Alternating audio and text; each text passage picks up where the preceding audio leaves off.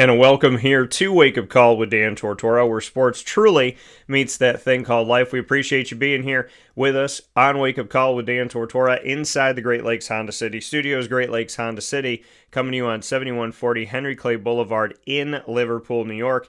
You can go and see them Monday through Saturday for sales and service. I implore you to do so, as they are the only place that I trust for my vehicles for now. I think it's got to be, if it's not 11, 12 years that I've gone to Great Lakes Honda City, the former Honda City of Liverpool. You can go online to greatlakeshondacity.com to get a sneak peek of what you can buy and lease right there today and any hour of the day. So make sure you head over there, let them know the DT sent you. With that being said, we are up and down the East Coast, the Midwest, the West Coast, and all around the globe on youtube.com and facebook.com, both /wakeupcalldt, and on wakeupcalldt.podbean.com. So however you're connected with the show, we thank you for being with us all throughout the world, and we appreciate all of the wonderful responses that we've gotten. I will say this, I said this to somebody over the weekend, Sweden out-downloaded America within the last couple months, so whatever we're doing in Sweden, let's keep on rocking, baby. Appreciate y'all, and thank you for the love and support. We are here inside of MonPazPopcorn.com's What's Poppin' first guest of the day, as Monpaz gives you the list of who's coming up. Nate Hackett's going to be joining me, longtime collegiate and professional coach in the football world, of course his father as well, and Nate and I have had many years, over a decade of talking with each other. We're going to have some fun this morning speaking on sports and life, and then we'll have a doubleheader Bearcat Breakroom in our exclusive multimedia marketing partnership with Binghamton University. I will be featuring the women's tennis team, and Nitya will be joining me, Nitya Vyas, as well as Angel Walia, to tell their story, their journey in the world of tennis, and more. We're going to have a lot of fun, and we're going to have a conversation about who's better, New York or New Jersey, with Nitya coming from New Jersey and Angel coming from the Long Island area of New York. And then we'll round out the show with the ingredients to success. And the topic for today's ingredients to success is never let a bully make you a bully. So how you respond to things that aren't that great, and making sure that you don't become what you're responding to. So with that being said, without further ado, Mr. Hackett is picture in picture with me. Nate, how we doing? Doing fantastic. How you doing? I'm doing very well. And you and I have gotten, we were talking off the air, we've gotten to do this for so many years, and it's, it's been so great, and it's difficult, right? When as you've grown and you've gotten into different areas and whatnot, like I told you, sometimes I have to prove that I know you, but we always find a way. Oh, you're darn right, man. It's great to be on the show again, and to see you. And I like it because it hasn't been that long since I was on it last. So I like it not being such a long break in between each session. Yeah, no, I love this. I love the opportunity that we have here today. I know you're always watching ball. I know that, we're going to talk about a lot of different things today, but the most important thing that I want to talk about is something that every coach almost never gets to do, which you were telling me before we got started. You got a soccer game coming up for one of your boys. You just had a football game, and that was a very hard fought, close game. So I want to know what it's like to be dad and to be present and at the game, as opposed to getting text messages about the game. Oh, it's unbelievable. I mean, I look back at my throughout my career, which I have absolutely loved, and my family has loved, and all that. But to be able to have this opportunity to be there for my kids and actually go to these events during the fall, because I don't think people realize how hard coaches are working, how long they're working, and how much they miss out. And to be able to have this opportunity is absolutely amazing. And to be able to watch my son today and the Pingree High School get after it. They've got a heck of a game today in soccer. Watching my son play football yesterday, and then just being around has been amazing. But still be able to stay in it and work in football and be able to watch it all. I mean, how about the beginning of the football season? Man, what a week one! I mean, this was crazy. I mean, all the way through Monday night and everything. I mean, it's such a great sport, but like you said, it's even better to be a father and a husband and be able to be around these kids, and I've really appreciated and enjoyed it. Yeah, and I love the fact that you get to do it, knowing you as long as I've known you, and knowing how much you care and what matters to you.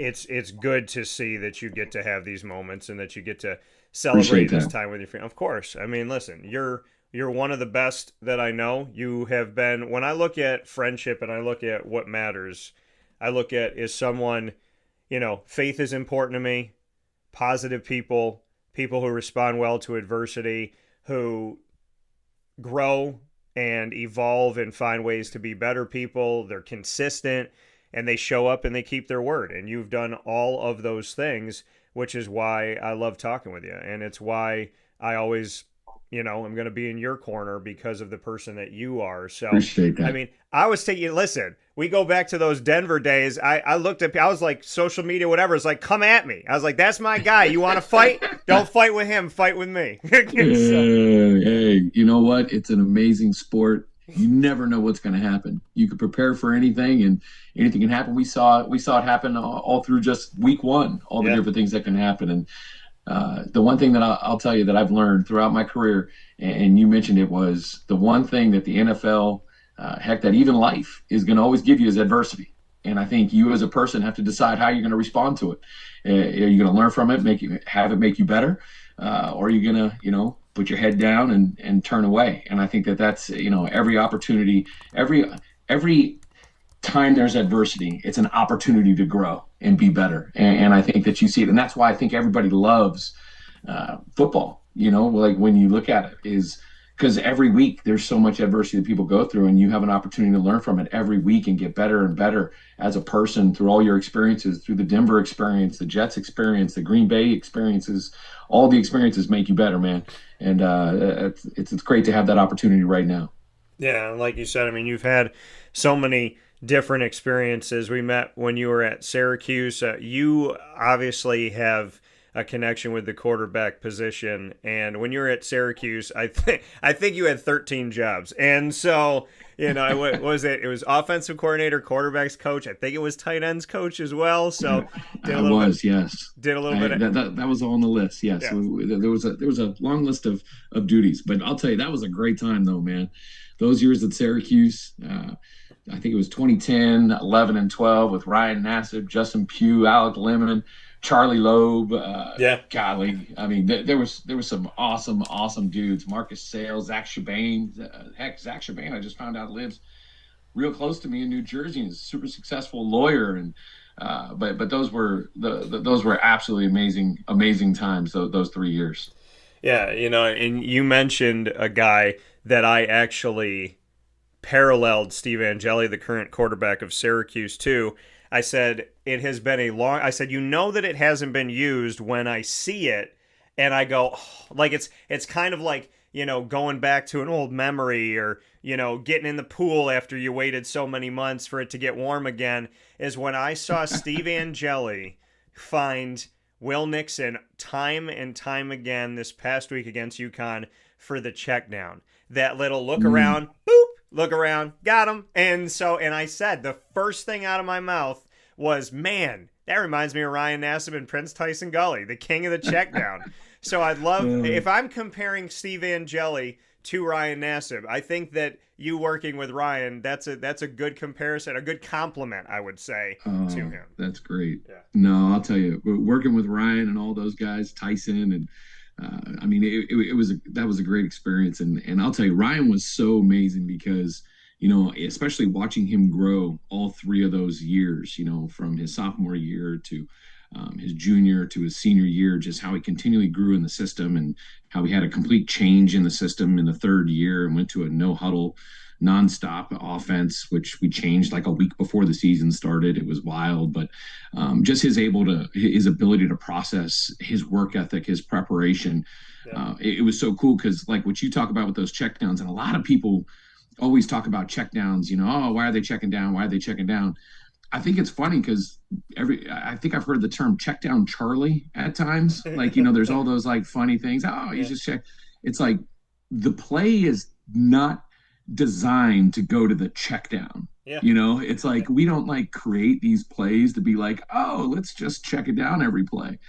It's devised to do something else, but there's so many coverages we see, we're devising it to attack a specific look. Yeah. Ryan was so good at understanding the intention of a play. He was so brilliant that he could go back there and know, oh, this isn't what we wanted it for.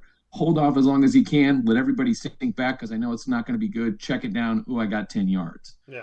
So I thought that was something that he always did such an amazing job being able to work through his progressions as he got better and better. But that's one of those things that when you can get a completion every time you call a play, no matter where it is, that's a fun thing. And we had that rolling there at Syracuse for a couple of years. Yeah, I mean, and like you said, when, check down Charlie and people knocking it and whatnot, it's like you don't understand that when a play breaks down, that you always have an out, that you have people you can trust. You have a quarterback who surveys the field, a quarterback who says, I want to go there, I can't, I want to go there, I can't, I want to go there, I can't, okay, I'm going to go here.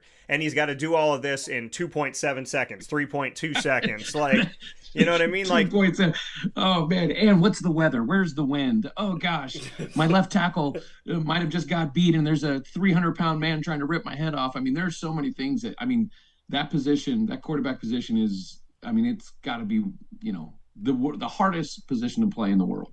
Yeah. And I would love to, talk about that with anybody and be able to say that, just because the mental process that you have to go through, like you said, yep. 1, 2, 3, and pre-snaps, disguises, blitzes, pressures, things are continuously training or changing that you have to train for. And it's amazing when somebody can see that so fast and then still find a completion. Because we always say, if you get 4 yards every play, if you can find a way to get 4 yards every play, you're going to be a pretty good offense. I know you might not be as explosive, but if you could find 4 yards every play at least, I'm pretty sure for each down, if it's 4, good things are going to happen.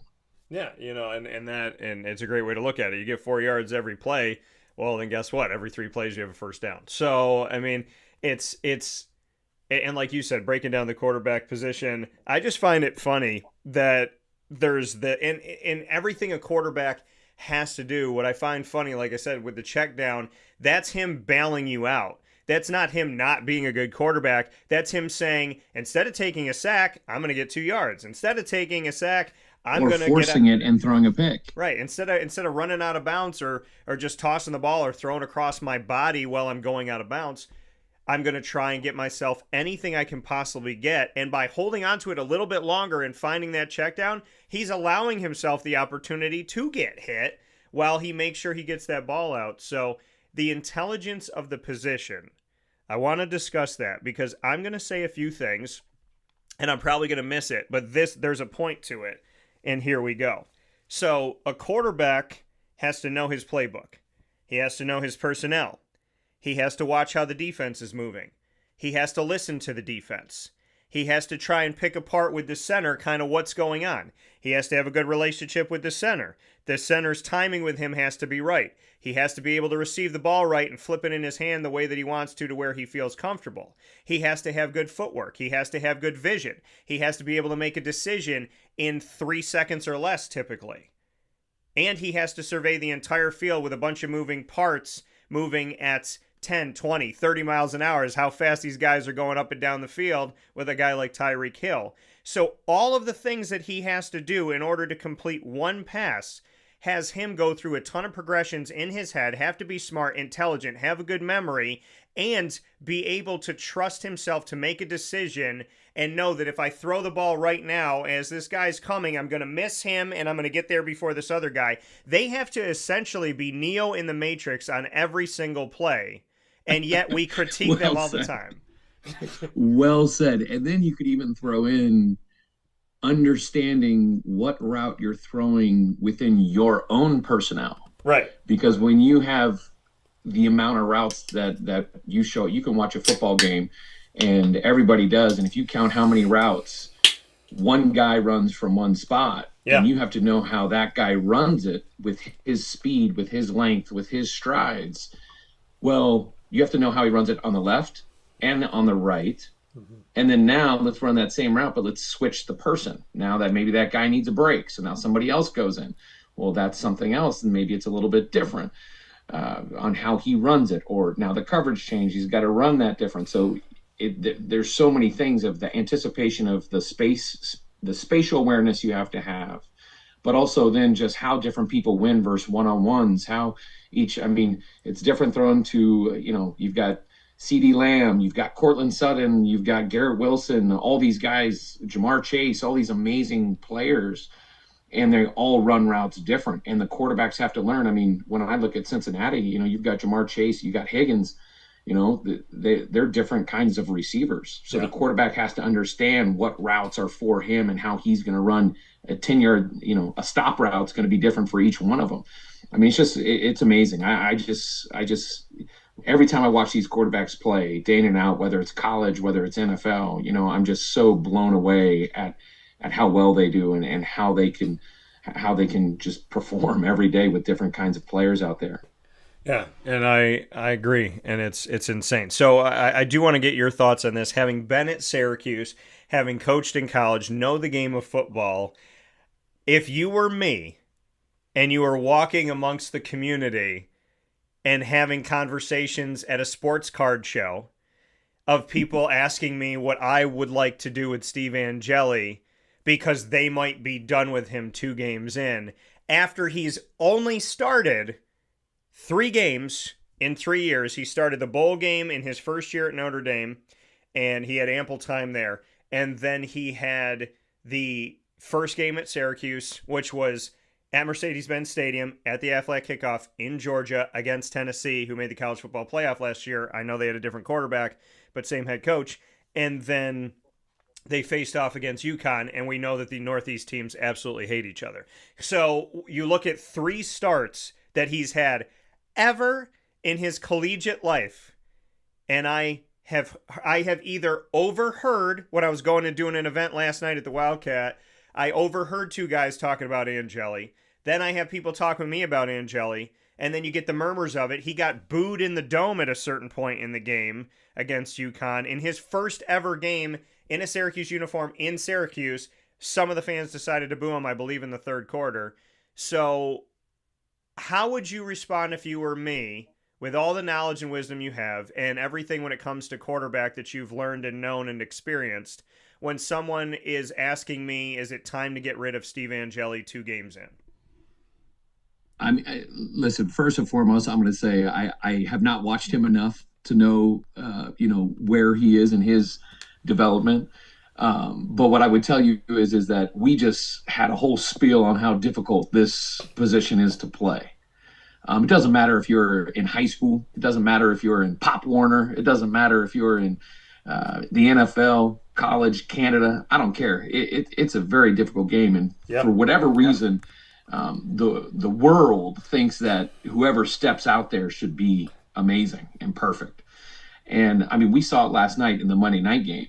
I mean, we saw this J.J. McCarthy, this young man, come out here and throw pick 6 and all this stuff, and watching him through adversity be able to come through and find a way to win and build through that. I mean, it takes time. Like, it's hard. I mean, there's going to be bumps and bruises with all these guys. And the only way that you have the ability to continually grow, I mean, you look at the other college, Manning, all these guys. I mean, it's not an easy game, and you have to depend on everybody. I mean, there's things that go on with all 11. I mean, it's not just one player. So the quarterback depends on so many other people that I think that, you just gotta. I mean, it's not an easy position to play, and you need time to develop. I know that. I know that for sure. So again, I don't know how many starts he's had. It sounds like he's only had a couple, but I just think that in anything, it's like you're not gonna throw your kid out of a class in chemistry because it's not going good. They got to push through and they got to learn. I mean, it's like that's life. Well, and I will say this to you: if it was a blind test of a coach looking at these numbers, he's thrown 93 times in 2 games at Syracuse, and he went 33 for 53 against UConn, which is eerily similar to Drew Brees' type of numbers, throwing 50-plus times in a game, completing 30-plus passes. So I tell people that. I'm like, he went 33 of 53, and you're like, man, he didn't complete enough. I'm like, there's some guys they're not even trying 30 passes a game. So, I mean, to go 33 of 53, and you know this from working in Jacksonville, Bortles had days like that where people are like, why isn't he completing 40? He's got a 62% completion percentage. And I'm like, dude completed 36 passes, and he was throwing 50 some odd times in some of these games. I mean, But think about what you're saying. Hey, I saw a great comedy routine, right? I saw a great comedy routine that really put a lot of stuff into perspective for me. Yeah. And it doesn't have anything to do with football, but it put some stuff into perspective. Yeah. A guy was talking about how he was sitting on a plane. He was sitting on a plane, and he had his phone out, and he was trying to get on the Wi-Fi. And he's trying to work this Wi-Fi thing out and trying to hook up to it and trying to have it, get his movies on his phone. Right now, and he's bitching. He's mad. I don't know if I'm allowed to say that. I'm sorry, but the B word. But he's very upset, and he's talking. He's trying, hey, why can't I get that? And finally, it comes through. But there was this process of being really upset. That anger. Well, can we sit back and say, I remember when we used to fly and we didn't even have TVs in the airplane. Now you're sitting in an airplane, and there's a handheld device that is hooked up to Wi-Fi that is sending a signal miles and miles up into space, beaming it back down. What an amazing feat, as we're going 500 miles an hour in a plane. Like, that's unbelievable. Like, oh my God. So it's like, how are you going to look at it? Like, again, looking at just people, we want everything right now. We want to be able to watch it all right now. It's like, why can't we go, like you said, wow, that was amazing. He completed 30 plus balls. That's unbelievable. It's half glass full. It's, oh my God, this is an amazing feat that we can connect to Wi-Fi on an airplane, compared to, oh, why doesn't it work? It's just, in the end, I mean, that's a hell of a job by him. And you know what? Everybody on the team probably has to play better, across the board. Yeah, no, and it's I definitely, when I saw 33 of 53, I went back to like a Drew Brees game in the later part of his career, and I'm like, that's like a Drew Brees day. Like, not a lot of guys get asked to throw the ball 50 or 60 times in a game. I mean, you worked with Rodgers forever. I know there's moments where he had to make a bunch of attempts. I will say this. I've never said this to you about Aaron Rodgers, and I know you guys have a good relationship. Since you're my 1 degree of separation, and at some point we need to get Aaron on the show, I'm going to say a couple things about Aaron Rodgers. One, and Aaron, if you ever see this, I send you my love first. You pissed me off, because I'm going to tell him why he pissed me off. So I'm playing fantasy football, and I was like, all right, I'm up by 4. I was up by like 40, let's say 41, 44 points. I'm up by 40 plus, and I said, all I got to do is go into Monday Night Football. I got nobody playing on Monday night, and Aaron Rodgers can't put up 40 points. Dude put up like 60 points, and I was like, he is a monster. But to the point of that frustration, I love it. To the point of that frustration, I'm going to tell you my prediction that I made before the season started. I said, in true Jets fashion, because Jets fans are hurting, and I know they're not going to disagree with me on this, I said, I think Aaron Rodgers is going to go to Pittsburgh, have the season that everybody wanted to have with the Jets, and they're going to get even more like, what is going on with us? Is there like a Babe Ruth jersey that's been buried at our stadium at MetLife? Because I think Aaron Rodgers is about to have an Aaron Rodgers season, and I think that people on the Jets are going to say, man, what could have been? And the Aaron Rodgers Bowl was no disappointment whatsoever. Dude went into MetLife, got a win, and then was very clear about how he feels about everything. You've known him for a long time, but my prediction was he was going to be Aaron and do his thing, and his age was going to kind of go out the window. And at least for this first game, that's what we saw. I mean, it's pretty cool to watch him when he's healthy, and feeling free and happy and going out there with his guys and getting after it. I mean, I'll tell you, it was a fun day to watch for Aaron. And, I'm just happy. It's funny. A lot of people were like, oh, I can't believe he threw, 4 touchdowns. I was like, God, I'm pretty sure the last game of the season he threw 4 touchdowns in that stadium just recently. So I mean, listen, I mean, when you get Aaron Rodgers healthy, when you get him in a great headspace and you put a lot of support around him, good things happen. I mean, it's just been proven over the years. So I think that for him, it's a great organization that he's a part of. Coach Tomlin is an awesome man. Arthur Smith, awesome man. So it's just a great situation for him. And you saw that come out, is that they had some adversity, And Aaron has been through some adversity, and Aaron's the type of person that's going to make adversity make him stronger. He's going to learn from it, and you can see how that showed up on game day. And it was a fun game to watch. I mean, it was back and forth. I mean, the Jets did some good stuff. I'll tell you, Justin Fields looks awesome. I mean, he really did some good things, and Braylon Allen and Brees and all those guys. So it was a heck of a battle. But it was fun to see Aaron do what Aaron does. Yeah, and you speaking here with Nate Hackett, longtime collegiate and professional coach in the world of football, and here on Wake Up Call with Dan Tortora this morning inside the Great Lakes Honda City Studios. You having worked with and oversaw as offensive coordinator so many of those Jets players, those skill guys that Justin Fields is working with, what can you say to the cupboard that Justin Fields has with the Jets? Oh, he's got some really good football players there. You know, I think you saw that the other day. I mean, they scored a lot of points, and they got a lot of youth and a lot of young guys. And, you know, it was just fun. You know, again, I love the quarterback position. So I think that, you know, being able to watch, you know, Justin Fields go out there and play at the level that he did with obviously a game that meant a lot to him, I just don't think anybody can take anything away from him and his performance. I mean, I really thought he did a fine job. Yeah, so I mean, and after the game, Aaron being Aaron, he said, you know, he was happy to take it to him, happy to make it happen. I mean, does it surprise you at all that he is?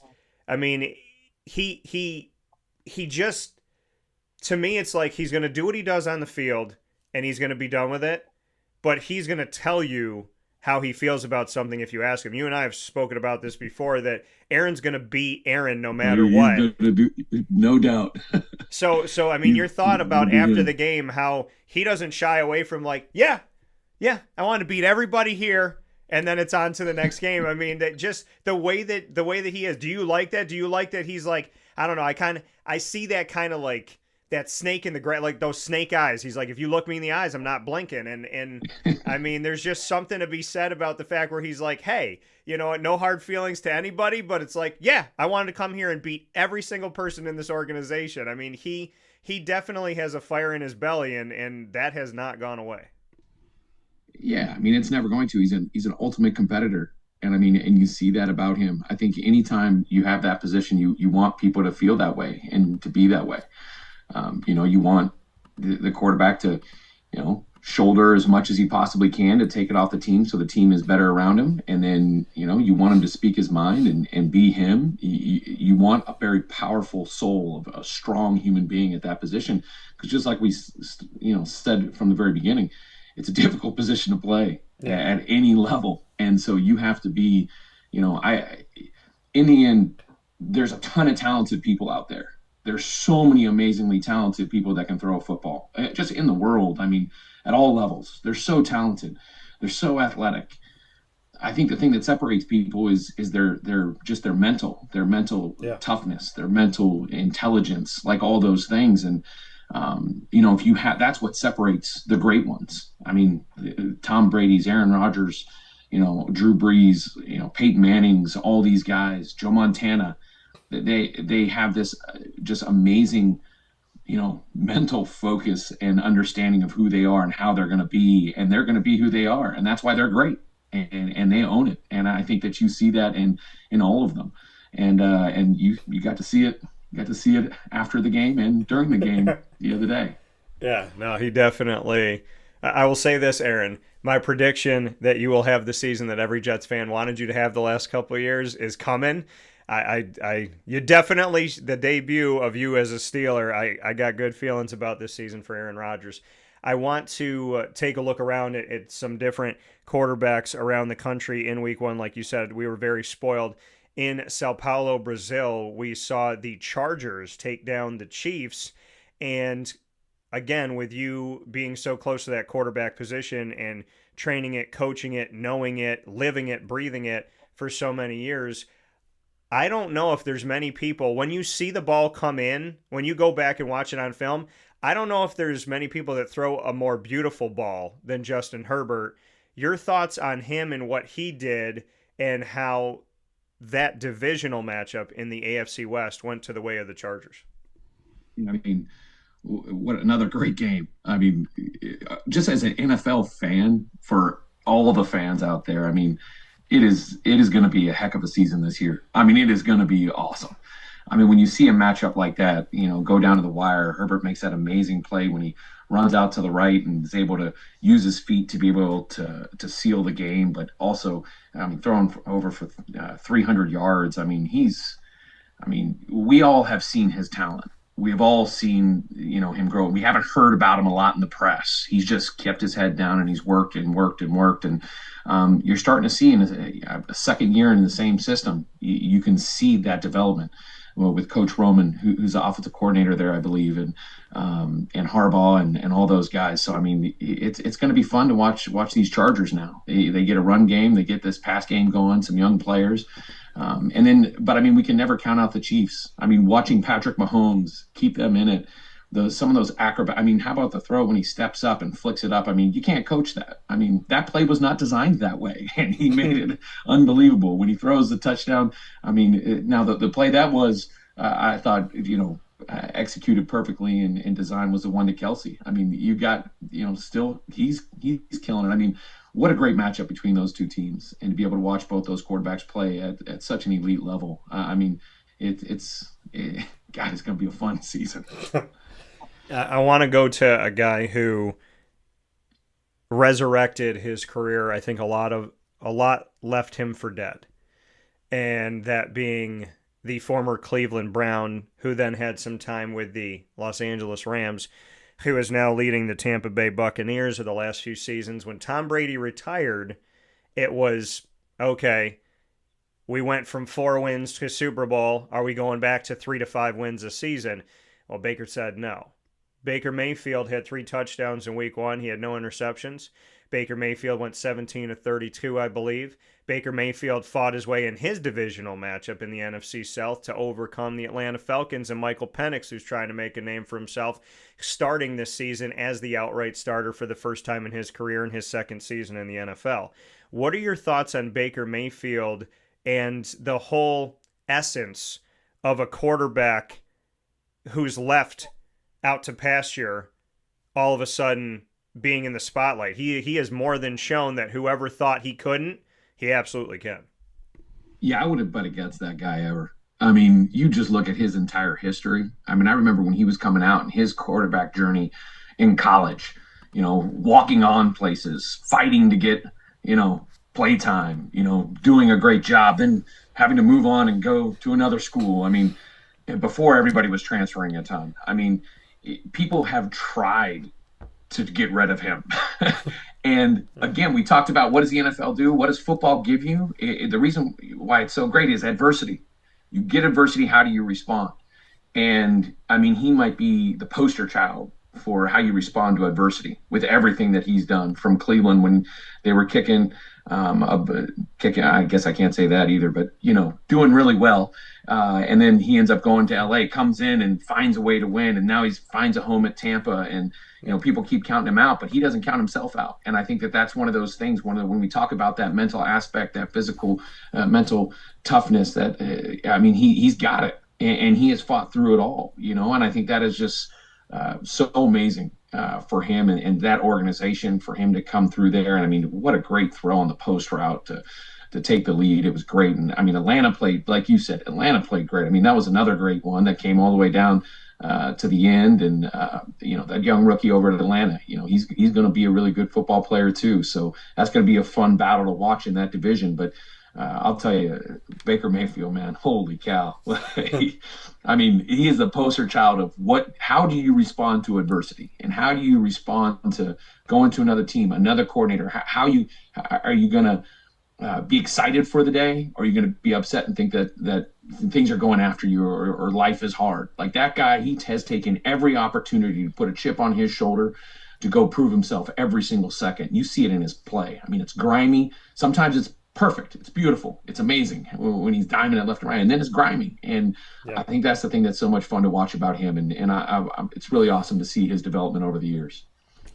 Well, there's another guy that you could have walked through the hallway with MetLife having 2 tenants with the Giants and the Jets. This guy, Daniel Jones, who Giants fans wanted to get rid of every year. And here he is for the Colts now. they don't just beat the Dolphins at home at Lucas Oil. They demolished them 33-6. They said, or 33-8, pardon me. They said that Daniel Jones can't run. He had 2 rushing touchdowns. He had a passing touchdown in this game. A guy like Daniel Jones, who was taught from a man that I had so many years speaking with, who I consider a quarterback guru, in David Cutcliffe at Duke, and all the work that Cut did. He is the guru now. And he worked with the Mannings, worked with Eli, worked with Peyton. You know, a lot of guys that have come through his time there and made it into the NFL and started in the NFL. E.J. Manuel, who came with him as well. So when you look at Daniel Jones, and you know that he was trained by David Cutcliffe, and you know he was left for dead with the New York Giants, to have this debut against the Dolphins and to win so commandingly, thoughts on Daniel Jones and the work that he's put forward? Because it seems like our theme today has become response to adversity, and he's another one. No doubt. I mean, he's another guy that, he had a really good year at the Giants, and then things didn't work out. And sometimes, guys leave a team and go somewhere else, and it's just a better fit. I mean, there's nothing wrong with that. I mean, that's what happens again in life, is that sometimes it's better to live in one state than another. There's so many things. Remember, these guys are all people too.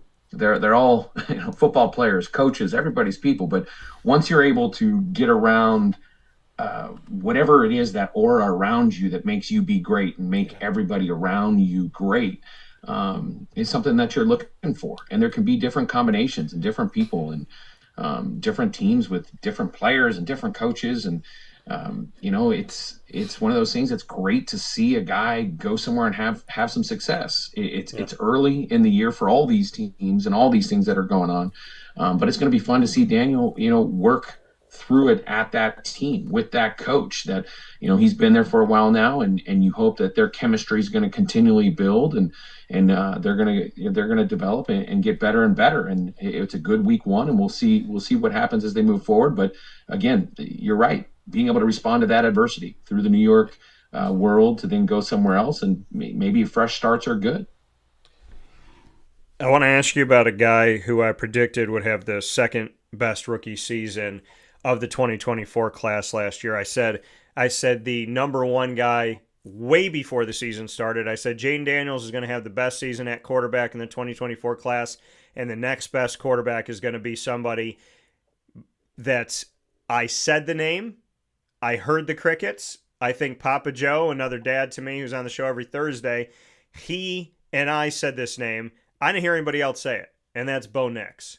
Well, Bo Nix found a way to get a victory in week number 1 over Cam Ward, who's making his debut in the NFL as a 2025 number 1 overall pick.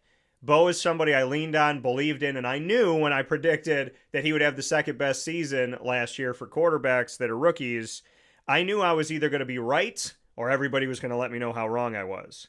You were in Denver before. You see Bo. You see what Bo does. What would Nate Hackett do if he had Bo Nix as his quarterback? Hey, no, you know what? I'm not going to go there. I'll tell you that the Jaden Daniels thing, though. Jaden Daniels is a very good football player. I mean, watching him, it's going to be a great matchup with the Green Bay Packers versus the Washington Commanders. Very, very excited for that one this Thursday. But Jaden's a special player. We saw that last year as a rookie. And, he had a heck of a game this past week versus the Giants. And but it's going to be fun to watch him develop as they move forward. May I ask you what you think of Bo so far? I've been focusing on some other guys. Okay, fair enough. So looking at some other guys, there was a Sunday night football game, Nate. Buffalo, Baltimore. Some people went to bed because Baltimore was winning, I think 27-19 at the time. And then Josh Allen and the Buffalo Bills do what they do. Now, he gets all the credit, but you have to credit the defense for making stops. You have to credit special teams for the work that they did in where they make you start from and where they make sure the offense is playing from. So a full team effort gets the Buffalo Bills over the Ravens at home. They outscore the Ravens in the fourth quarter 22-6 to win 41-40. And of course, I mean, every year they say, is it Buffalo's year? And then they also say, if Baltimore could stay healthy, is it Baltimore's year? Your thoughts on Buffalo and Baltimore and what they gave us in week 1? Beauty of the game of football every year is it's everyone's year. Anybody can win. Anybody can win any Sunday. Remember that movie, Any Given Sunday? Yeah. That's a good old school movie. But that was an incredible game. And when you have two elite quarterbacks like those two guys playing, you never know what's going to happen. I mean, and like you said, I think it's great to give credit to some of those other players. I mean, that Oliver. I mean, how about him getting that fumble in that critical situation? And I mean, but you sit there and say, oh, Derrick Henry fumbled. Hey, Derrick Henry was out of his mind that game. He was running. I mean, talk about, an elite runner. I mean, one of the best ever, Hall of Famer. I mean, this guy is unbelievable to watch. So, I mean, there were so many good players and so many good things, that happened in that game. And, in the end, look at Buffalo and their adversity again. They're going through adversity. They're down. And when you've got a guy like Josh Allen on your team, when you're never going to give up, you're never going to stop, you're going to keep pushing. And I think that was something really great to see for Buffalo as they push through that. And the Ravens, I mean, they got to keep their head up high. I mean, they scored 40 points, I mean, it was a heck of a day. And sometimes that's how it goes. And you got to learn from it and move on. And, both those teams are going to be rolling throughout this entire year. I think we can all agree on that. And very good football teams, unbelievable quarterbacks. And, either one, until that clock hits zero, it's never going to be over with either of those teams that are on the field. I want to go full circle and go to something that, again, frustrates me. Trevor Lawrence, I believe he's had 4 head coaches in 4 years because Urban Meyer was there for a very short cup of coffee. So 4 coaches, plus coaches bringing their guys, plus the offensive line never stays healthy, plus the offensive line always has different names that were there for him each year, and guys were shifting, and he played with a high ankle sprain, and he played with a shoulder injury, and he waited to have surgery. None of that stuff has to do with his talent, ability, knowledge, wisdom, experience, any of that. Yet, every year since the first year, I've had people say to me, are you ready to give up on Trevor? What are your thoughts on Trevor? I had a young kid say to me, he's like, it's kind of, he's like, I don't know if I call him a bust yet. And everybody just wants to be negative, right? And my thing support. Is you knowing this, because you and I talked about this. You talked about when you came to Jacksonville and everything that Blake Bortles had been through. I think he had like 3 quarterback coaches in 3 years or something crazy. So looking at Trevor, knowing he's had so many head coaches, gone through injury, offensive line doesn't stay healthy, different scheming, different this, different that, all this stuff that has nothing to do with him. I would love to get your thoughts on Trevor Lawrence from somebody who has the knowledge and the wisdom and the experience, because he's getting blamed for everything, as typical for the quarterback position. And that is true. That is what happens for the with the quarterback position. You have to take the shoulder. You got to take the blame, put it on your shoulders most of the time. But for him, again, adversity. Look at how he's responded. Look at how he's pushing through it. It makes him stronger. It makes him better. So when that, time comes and it all of a sudden clicks and he's got chemistry and he's been around somebody for a long time. And, Coach Cohen's a really good coach. We saw what he did last year. And, it's just about putting it all together and building all that together as a team. And, it's going to be fun to see what they do this year. As a group, and watching Trevor, every year you get to play in this league, you get more experience and you get better and you get better and you get better. We talked about it with Baker Mayfield, how he's developed and how he's gotten better. All these guys, remember Alex Smith. Alex Smith had 18 offensive coordinators in his first 10 years. It was crazy. And then all of a sudden he gets that opportunity at Kansas and does some amazing things. Anytime you change coaches, a lot of people want the coaches changed and they think that's a positive thing. But I think sometimes people have to understand that it's a wholesale change on the system, on how everything happens. Yeah. for those players, and that's not easy on the players, and it might feel different from the outside and this and that, but it's a whole different, just like we talked about all those things from the routes to how they understand it, how they hear it. Now they have to hear a different language and understand different plays. So, I give him a lot of credit for all the things that he's had to transition through. And he has kept his head down and he keeps working. He shoulders the blame and just keeps grinding. And he's an unbelievably talented player. I mean, we've all saw that when he was drafted like a bunch of years ago. So it's going to be fun to see him develop with a new group. Well, you and I have spoken about many different topics of the NFL and kept the theme of adversity when speaking on the quarterback or really anything. So now it is time for you to get to do something you never get to do as a coach, but you get to do here on the show, which is rapid fire. You get to ask the questions. Sometimes we go back and forth. Today, I'm going to have you just go to me. You can ask me about any topic, anything you want, Nate. What do you got? Oh gosh, you're putting me on the spot. I don't even know if I have anything. My head's spinning from all these amazing questions and things that we've talked about. Who do you think is going to win the Super Bowl this year? My early prediction before the season started was Washington versus Buffalo. Ooh. And I think that's going to be a really, really close game. I don't even know if right now, I mean, I know Buffalo. I feel like if I pick Buffalo, they won't win. Like that's how it is with the fans. So I'm like, I've said Washington, Buffalo. I know Philly's good. I know Baltimore's good. I know Kansas City's Kansas City. But I don't know. Like I got a feeling that we're going to see two teams where whoever wins, the nation's going to nod and go, good for them. Like good that they got it. So that's kind of where I've been at. And that prediction I made, my goodness, I feel like 2-3 months ago. So I've been kind of hanging with that one, but that's what I'll say for that. What else you got for me? How about, what do you think about this new, I'm trying to figure this whole college playoff system and all these big conferences and how this is working. Do you like how that's played out and how that's going to be as we move towards that, who's going to be the national championship and all that stuff? I'm learning about that stuff now. Yeah, I mean, I would say so the FCS has had a bracket for a very long time, and I think that they do it very well. And I think the college football playoff can learn from it. Hopefully they are.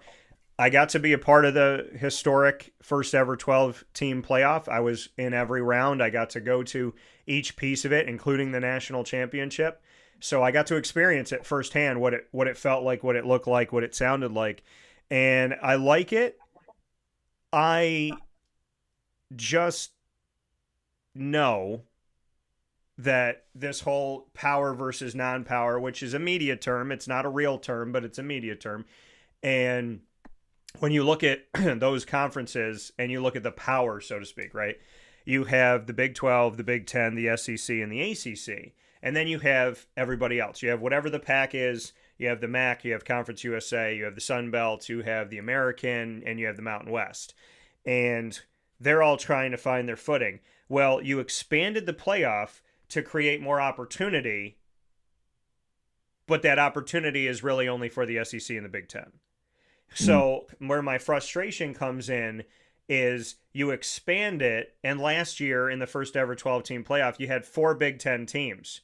Now, Ohio State has proven that if you rank them high, they're going to back it up. Michigan has not proven that more often than not. Michigan State doesn't prove that. Penn State has had moments, and I respect James Franklin to the nth degree, but they started off this season playing a whole lot of nobody, and they're ranked above LSU, which to me is idiotic, and being ranked above Oregon as well, who blew out Oklahoma State. So I think the rankings tend to skew toward helping certain teams, certain logos.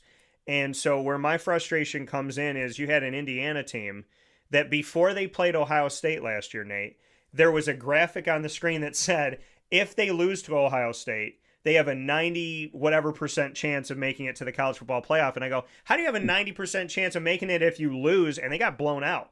Now, they went 11-0 against unranked teams. Then they were the 4th team from the Big Ten. Instead of taking a team from the American, instead of taking a team from the Sun Belt, instead of taking a team from the MAC, they took a 4th team from the Big Ten, and it was an embarrassing game. And people say, well, what do you think Army would have done? And I agree with my buddy who was in the United States Army. He said they just, they've earned the right to the A-whooping. If they get whooped, they earn the right to have it. So what do I think of it? I think it's good that it's expanded, but I think in the expansion of it, we have to be very careful of if this is an SEC Big Ten playoff or if this is an American football playoff. Gotcha. And so would you say you, as of right now, like it, needs improvement, or don't like it at all? I like it. It needs improvement. I would like to see them go to 14 to 16. And in the expansion, have clarity that if you are an FBS conference and you win your conference championship, that there is a path for you to get there instead of taking, half of a conference or a quarter of a conference and putting them in. I feel like it's a great model that needs to either say it's the SEC and the Big Ten and we're going to focus here, and then we're going to take the rest of the FBS and we're going to put it over here, and we're going to have 2 college football playoffs, and this is going to be, tier 1 and tier 2. However they need to do it, they either need to include everyone and give everyone a path, or they need to be clear that it's only about these 2 conferences and Notre Dame, and we don't care about anybody else. Because it's a great model, but it's a model that I think is built right now to have all those at-large bids only be for really 2 conferences, and it's basically making something bigger to keep it the same. So they need to make sure that if you're not going to be the BCS and you're not going to be a 14 playoff, then don't act like it. You've expanded, and you said you expanded for opportunity, but the opportunity stays the same for most of America. So I just want to make sure that in an expansion, opportunity is there, because if it's not, then we're kind of watching the same thing. Got it. If that makes sense. Got it. No, it does. Do you think that there should be an overreaction in week 1 for the determination of who should go into the playoffs? I think there's an overreaction in the offseason. But I would tell you overreactions everywhere. Let's face it. Yeah, everybody's freaking out all the time. Our pets' heads are falling off. What are we doing? I will tell you this, Nate. As we started the show talking about Steve Angeli and fans wanting to get rid of him, I witnessed something that you and I know all too well, and I witnessed it in less than a calendar year. I got to break the news that Ricky Collins Jr., because he had committed to Syracuse, but then some people thought it wasn't for real. Is it happening? Is it not? Well, I got to break the news that he was with the team in San Diego, practicing with the team when they were getting ready for the DirecTV Holiday Bowl against Washington State. So he officially is with the team. People get excited. Spring practice comes. I had literally 7 seconds of him in the Ensley Center in the practice facility, turning and throwing a pass and wearing shorts. And it was like a viral video because they wanted anything of Ricky Collins. Then spring ends, and I said, hey, and this was nothing against Ricky. I said, my feeling is if Fran Brown can go get another quarterback, he's going to go do it. He goes and gets Steve Angeli. He brings him in. Soon as Steve comes in, everyone that went viral about Ricky could care less about Ricky, never played it down at Syracuse. Now we hate Ricky, and now we want to go to Steve, we being some of the fan base. So they go to Steve. Steve plays 2 games. Now they want to go back to Ricky. So it's the overreaction is something I'm all too used to.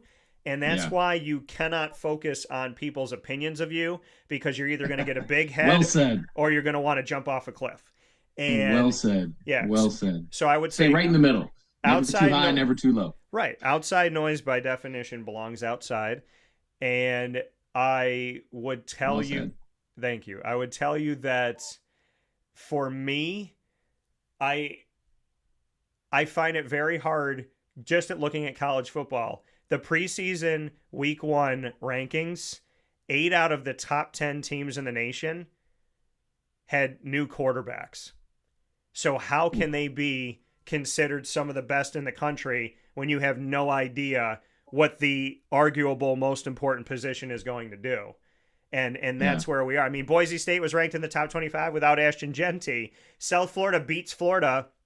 And I was just told yesterday on my show that South Florida didn't deserve to be on the field with Florida. And I said, well, obviously they did. They beat them. And it's like, well, no, Florida beat themselves. I'm like, they still had to score more points, right? So, I mean, there's this like weird thing of like teams lose and they get respect, and teams win and they got to win 10 times in a row in order to gain any traction. So there's a constant overreaction of things. But yes, there are people that have told me flat out in the first 2 weeks of football, this team lost a game, so there's no way they're going to make the college football playoff. And I find that hilarious. I really do. Golly, it's a crazy game, but god dang, we sure all love it, don't we? We do. So, I mean, the criticism, you know, the good thing about this, and I read this yesterday, the man in the arena, and I tell people about this all the time. I say, I picture life like a football stadium. And that stadium, let's say, has 70,000 seats. And you've been in stadiums like that, and you've coached in stadiums like that. So, and I've been there in the media. 70,000 seats, 70,000 opinions, 22 people on the field, 2 coaches. I would rather be one of those 24 people than one of the 70,000 people that tell me they can do it better. So, well said. For you and I, Nate, I'm proud that we are the men in the arena and not the men of the arena. Well said. I agree. It's a fun game. It's a lot of fun. So with that being said, Mr. Hackett, I got to end it this way because there's only one way for me to ever end a conversation with you. Well, there's 2 ways. I'll do this first.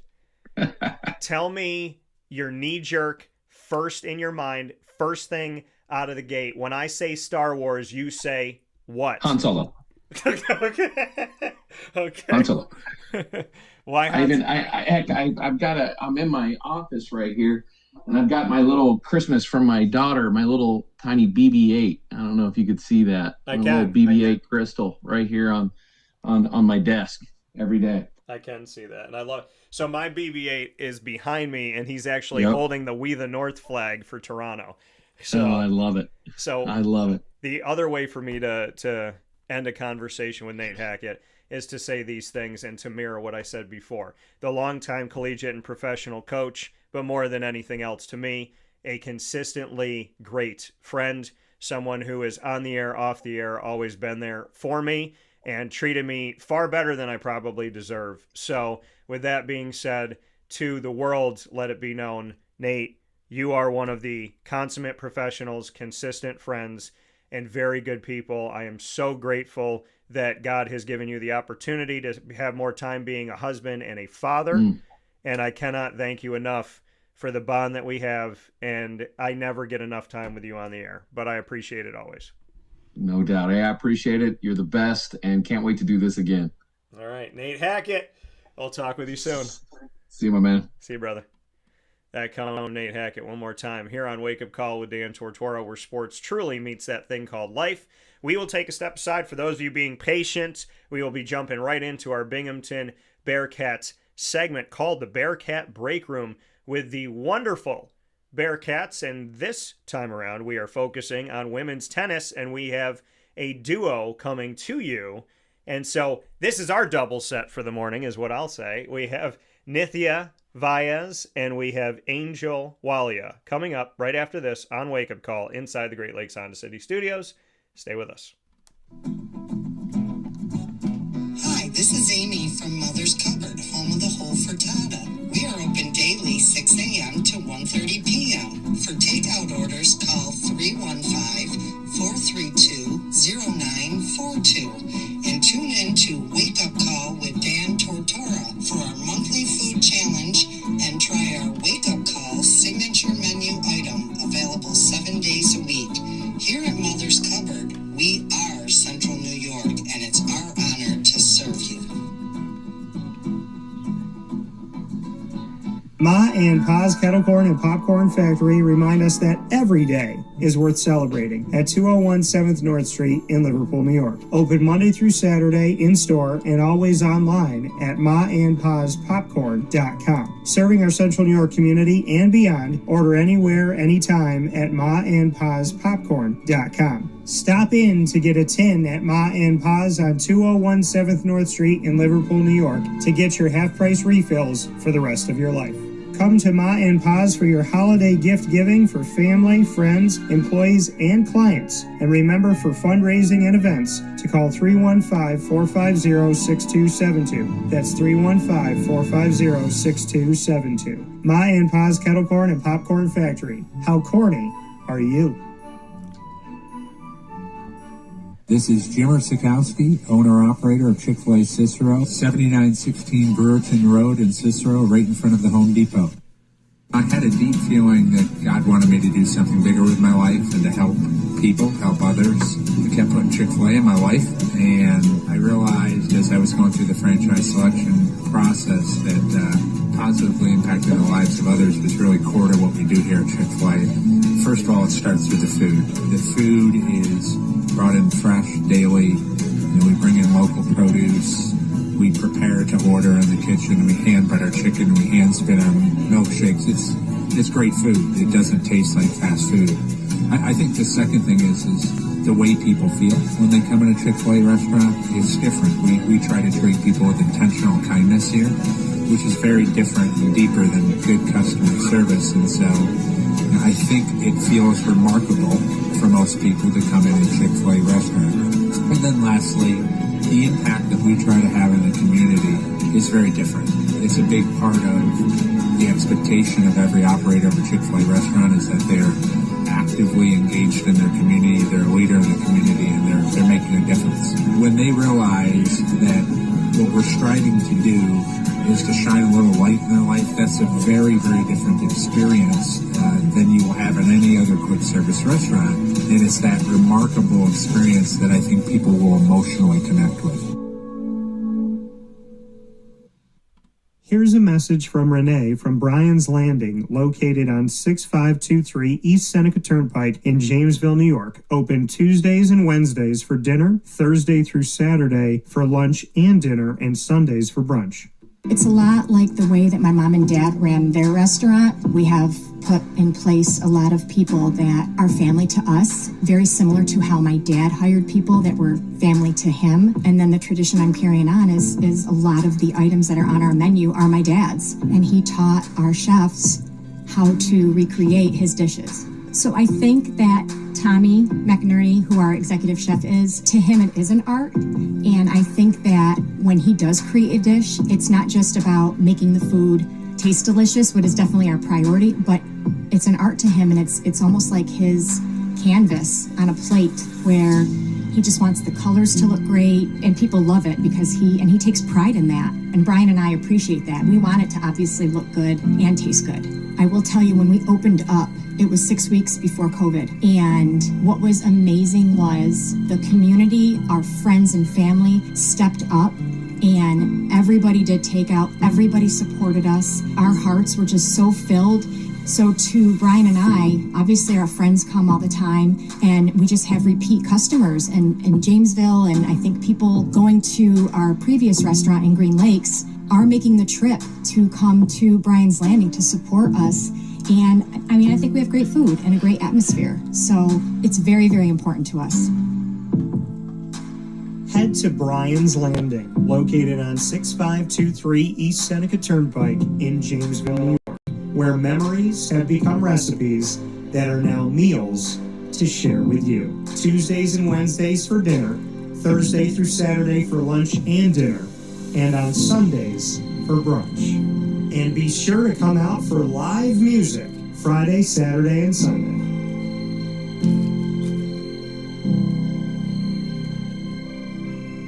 Life gets busy, and sometimes that means us running around. So K9 Camp Dog Daycare offers you an opportunity to give your dog a place to stay while you take care of what you need to throughout the day. K9 Camp Dog Daycare is located on 228 Old Bridge Street in East Syracuse, New York. You can see it from the highway, and it's just off of Erie Boulevard across from BJ's Wholesale Club. Call 315-437-7110. That's 315-437-7110 to schedule an appointment to bring your dog in and tour the facility. Appointments are Monday through Thursday after 6:30, where you and your dog can see everything that Canine Camp Dog Daycare has to offer, including a self-serve dog wash and a retail store filled with all of your dog's wants and needs, including food, treats, harnesses, leashes, and more, making Canine Camp Dog Daycare your one-stop shop for your furry loving friend. Right, Lily?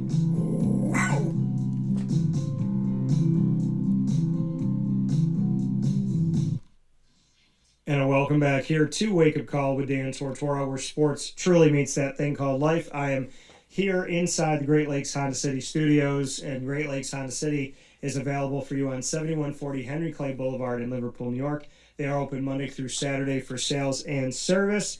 Get a sneak peek by going to GreatLakesHondaCity.com. Of course, this is the Bearcat Breakroom inside of our exclusive multimedia marketing partnership with Binghamton University and your Bearcats. Today, I have two wonderful student-athlete guests for me, and it's the first time that they've both been on the show.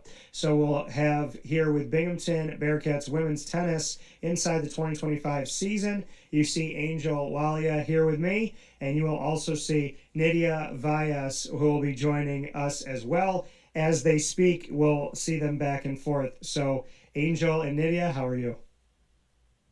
Good, how are you? Good, how are you? Doing very well. So look at that, Nitya. She said right before, she said, I'm a little nervous, and guess what the camera did? It picked you first. So, Nitya, I'd love to know, to go back all the way in your history of the sport of tennis, how did you first get involved in tennis, and do you remember the first moment that you fell in love with it? So I've been playing tennis since I was about 3 years old. My dad, he's always loved tennis, so he kind of got both me and my brother into tennis. And honestly, I would say the first time I really loved the sport was maybe when I was 7 years old and I played my first tournament, and it was a green dot tournament, and it was like the whole day of just singles and doubles, and it was just really fun, and I loved to compete, and it was just like a really good time. And that's when I knew that I wanted to continue to play and get up to this level. Did you see that? Did you see Division I for you? Yeah, and I think that my dad, he always wanted both of us to get up to that level, obviously if we wanted to, but I think that since we had started at such a young age, like that was always the goal. You said you remember from 3 years old. Is that memory like clear to you to this day? Not really, but there are a lot of pictures of Okay. us playing. Okay. We weren't very good, but there's a lot of pictures. Well, you got better with time, right? That's how it's supposed to be. They always say, like a fine wine, you get better as time goes on. So, Yes. Angel, how are you? I'm good, how are you? I'm doing very well. So I know that you're more of a newcomer to this team, so we will get to that in a moment. But for you, do you remember that's kind of first opportunity out there for tennis, the first time that you maybe stepped on the court, and do you know when you fell in love with it? Yeah, so growing up, my brother actually used to play tennis, and I was more into like gymnastics, soccer, not tennis. But then I saw my dad was giving my brother a bunch of attention. I was like, I have to try this out. So I started playing, and I really did love it. And my first tournament was Little Mo. It was when I was 11 years old, and I had such a great time. So ever since then, I started competing, and now I'm here at Bing, and I love it. So you said, I like what you said. You said that you're all into gymnastics and other things, and you saw your brother getting more attention than you, and you're like, wait a minute. So when you go back to that moment, do you give your brother any credit and be like, hey, if dad wasn't looking your way as much as he was, maybe I wouldn't be on the court right now? Yeah, 100%. I mean, if my brother started off with like hockey, I would have probably been there right now. So I do give a lot of credit to my brother. And he helped me train a lot. Like we hit together, practice together. So he was a big part of my journey. I love that you both brought up your brother in connection to this sport. So Angel, I'll stay with you here for a second. what has been some of those, favorite family moments of getting to do something like this, getting to have this passion for tennis and to not do it alone and to have your brother be there, like you said, training with him? Yeah, it means a lot. A lot of people don't have a support system and they have to put in the work on their own. But to have like your family have your back through it all, it means a lot. And it 100% got me to where I am today. It wouldn't be possible without them. What's your brother's first name? Armand. Armand. So what do you want, if you could say anything to Armand right now, what would you say? I would say come to Bing so we can play some ping pong and tennis. Yeah. That. So he's younger. He's older. Oh, he's in older. college. He's a sophomore. Yeah. Oh, he's a sophomore. Okay, so you're trying to get him to transfer to Binghamton. Yeah, he plays tennis for a different school, but I told him Bing is where it's at. He should come here. Okay, so who does he play for right now? St. Lawrence University. Okay, so I can say whatever I want to say. So Armand, you know what to do. Have fun up there, and when this season is done with, half of your career left, maybe you should potentially go to a place in the southern tier of upstate New York that has the color green and rhymes with Bearcats. That's maybe the place to go. Yeah. Nitya, for you, like you said, talking about your brother and being able to spend time with him in the sport, just what you could say to that interaction and what it's meant to you of having that family connection inside of the world of tennis. Yeah, so my brother, he's actually younger than me. And tennis has always been such a big family thing for us because my dad was actually our coach growing up. He still is. And so every weekend, like, we'd be at my tournaments, at my brother's tournaments, and we'd all be together. And, like, it was just such a big part of growing up. And honestly, like, I think me and my brother are as close as we are today because we can relate on, like, the competitiveness and, like, all of that. Or whenever our dad's really mad, we can relate on that too. But it is, like, such a big part of my family dynamic. And I honestly am really grateful for that because both of my parents understand what it's like and they really understand the sport of tennis. So it's really easy to rely on them. And you said, obviously having your dad as your coach, is it true from your perspective that a parent is exponentially harder on their kid than they are on who is not their kid? 100%. I mean, coaching is definitely a side gig for him, but if he could, he would do it full time. He loves it, but he just, we've definitely had our conversations. Like, you're dad right now, you're not coach, So you have to have that conversation of like, put your dad hat on for a minute. Yeah, exactly. And then he's like, oh, okay, I got it. So I have been around the New York, upstate New York, Long Island area. I've also been around the New Jersey area. I say that because I can hear your accent. Yeah. It comes through, and there's just elements and pieces of it. So you are from Fairfield, New Jersey, and went to West Essex. How would you describe home? And okay, I'm going to ask you two questions. I guess you got to be careful with the second one, but how would you describe home of Fairfield, New Jersey? And who's better, New Yorkers or what are they, New Jerseyites or New Jerseyans or whatever you want to call it? Well, I'll answer the second question first. New Jersey is 100% better. The people are better too. Wow. And okay. Well, this conversation was great. Nitya, you can go. Angel, we're going to continue on from here together. I'm gonna have to disagree with that. She's gonna make me run laps at practice tomorrow. Yeah, she's gonna have to run laps tomorrow. And home is very different than Binghamton for sure. I went to West Essex, which is a regional school, so it was 4 different towns together. But my town in Fairfield is very small, and it was just like, the suburbs. So it is like very, very different than Binghamton. But I'm lucky that I got to live like kind of both of those lives. And every time I go home, it's like kind of like a vacation. Like, oh, this is different. For you, if you went home today, Yeah. I want to know the first place you would eat at and the first thing that you would do, like non-food related. I think the first place I would go is my local bagel shop. It's called Sam's Bagels. So I would definitely go and get a bagel. And then after getting a bagel, I would probably go play tennis with my brother. But like not like serious tennis, like very just like fun tennis. And then I'd go to the mall because I have to make a stop at the mall. And then we'd probably end up like going to dinner at one of the local restaurants. Favorite store in the mall and why? I think my favorite store in the mall is probably Zara. And I feel like it's kind of self-explanatory. It's just very chic and classy, and I love it. It's like the accent you have, and then like the chic, classy, expensive purse, heels, hair done, nail. There's just something about like the whole essence of that, right? So the essence of Essex, I guess I could call it. Yeah, it's true.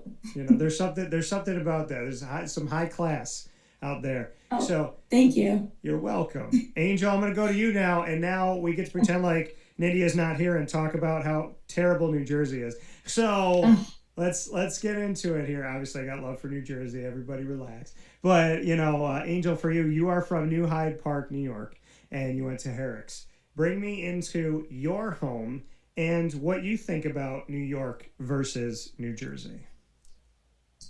I've been to New Jersey a couple times for tournaments, and I've got to say, Long Island, it beats it. I'm sorry, Nitya, but yeah, I mean, I love Long Island. There's so many little shops, like the town where I live. Everyone's like a community. It's so connected, and I could just call up one of my neighbors, and we'll go for a walk. I love it there.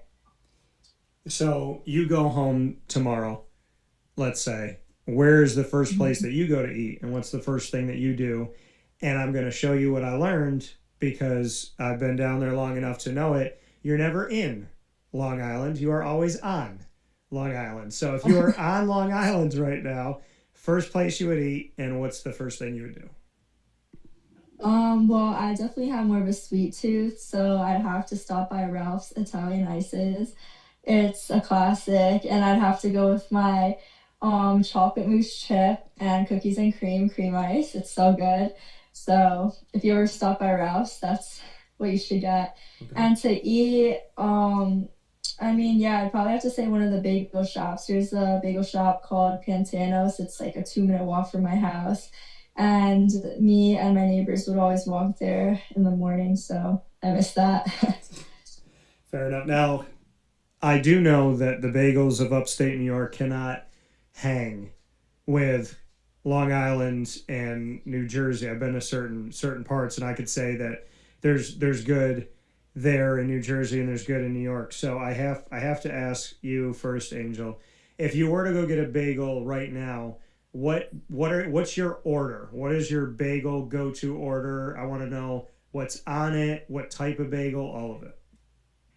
I just go for an egg bagel toasted with cream cheese. I keep it simple, but sometimes I'll add some bacon in it to spice it up. Okay. All right. I like it. Yeah. The egg bagel, I did not know they existed until I went and got one in New York City. And then I felt like people had I felt like I was deprived, like someone knew this like amazing positive thing and they kept it from me. And I felt like I had been lied to for so many years of my life. Yeah, you're missing out if you haven't tried an egg bagel. That's right. So, Nitya, let me go to you for this. I know you mentioned the bagel shop that you would go to, so I have to know, what is your go-to order? I love everything bagel toasted with scallion cream cheese. It's unbeatable at Sam's Bagels. It's too good. So, you both said half of what I get. I love the I love the egg bagel, and I love everything bagels. I did not know that they had a child a few years back, and the egg everything bagel is something that I love dearly, and I never ever get cream cheese except for if I'm in the New York, the Long Island or New York City, New Jersey area, and I get the cinnamon walnut raisin cream cheese because it's like whipped and That's a it's good really good. one.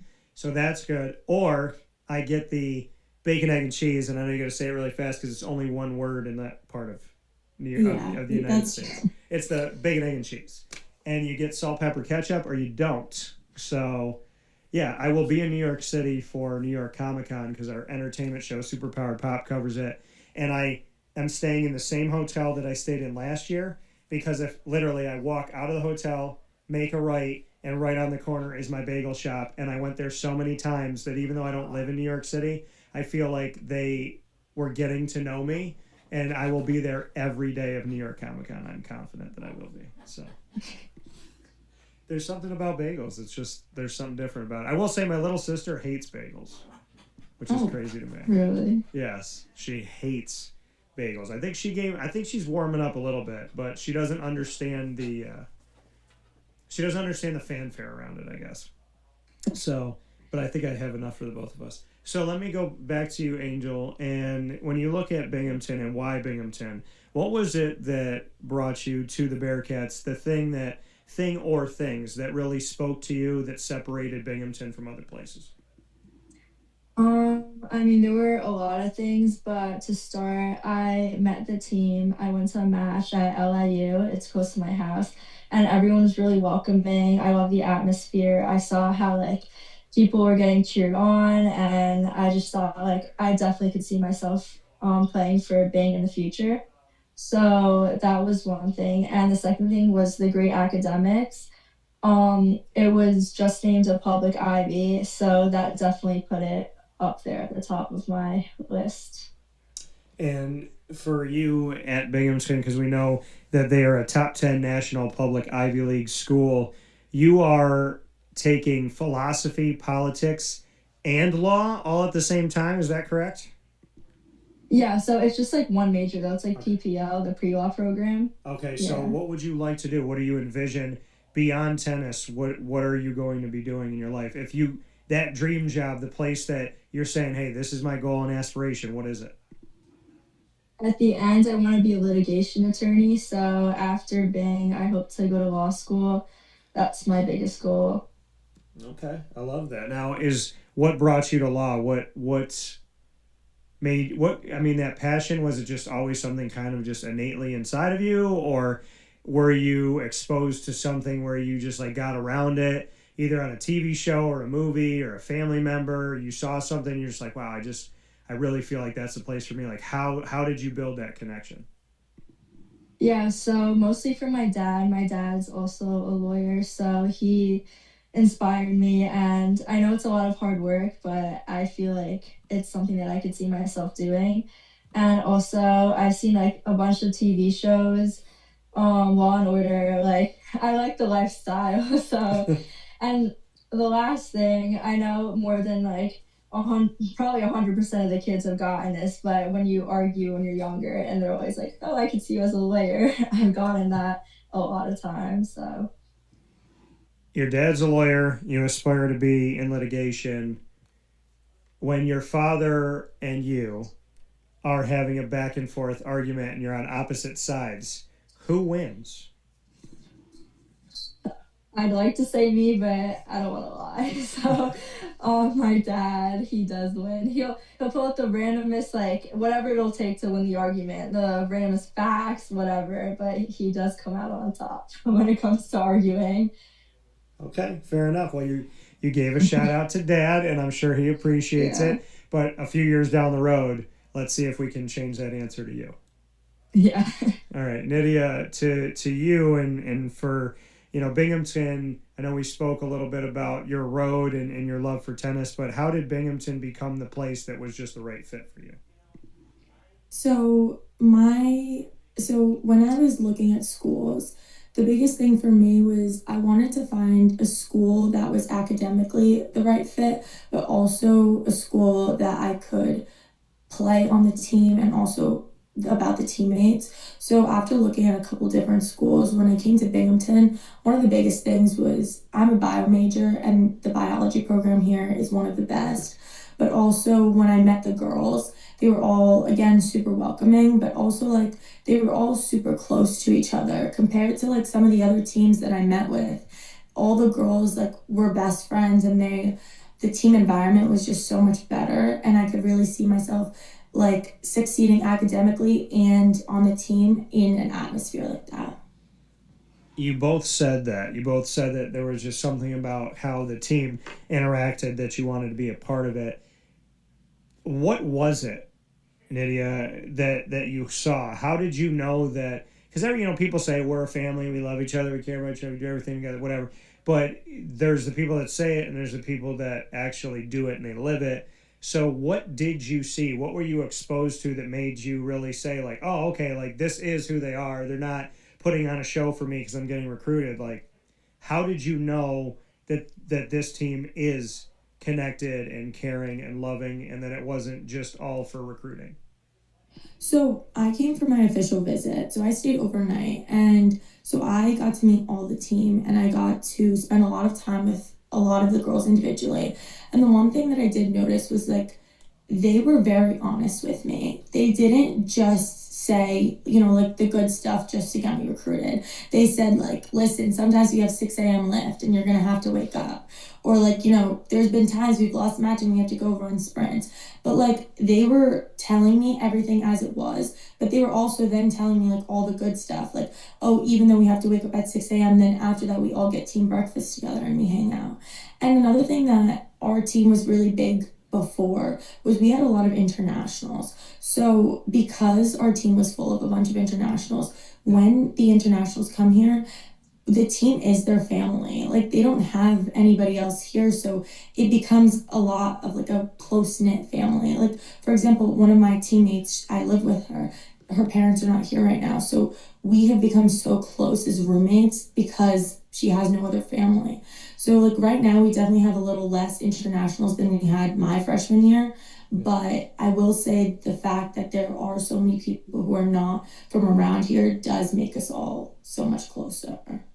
Yeah, and that makes perfect sense. And it's definitely something that I'm happy to hear that you have that family connection that you felt and that it's continued since you've been at Binghamton. You said that you are a biology major.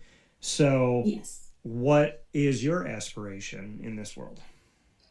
So I'm a bio major and economics minor. I want to go into medical device or pharmaceutical sales and marketing. And I was previously thinking about going into healthcare, but I realized that like this is just more what I want to do because I want to get into the working field and I want to be able to just start working. And since I always did have that bio background growing up, I realized that like I want to be involved in the process of like making the devices or whatever medicine it is that actually is able to help people and getting it to those people. Do you feel like there's a better, do you kind of look at this and say like, not only do I want to do this, but I feel already a desire or a calling to make sure that people get what they need? Because one of the biggest things that is always up for conversation with really anyone is healthcare.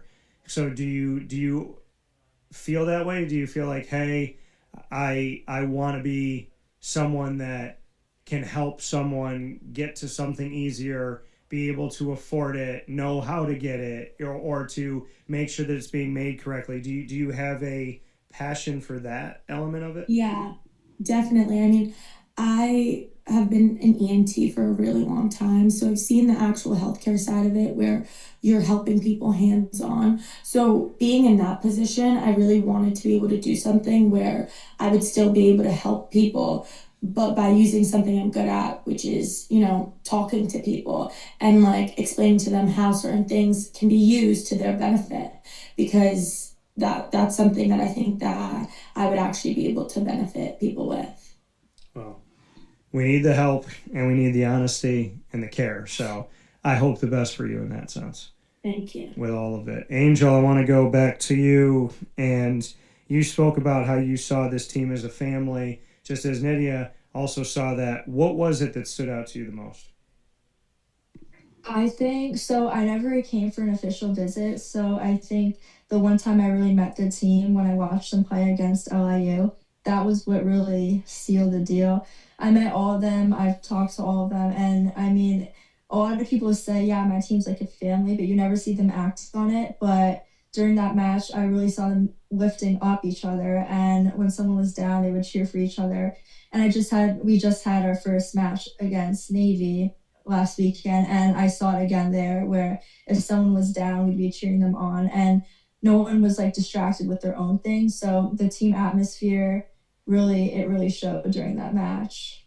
So you've seen it already come back, like what you thought it was. You know that is exactly what it is.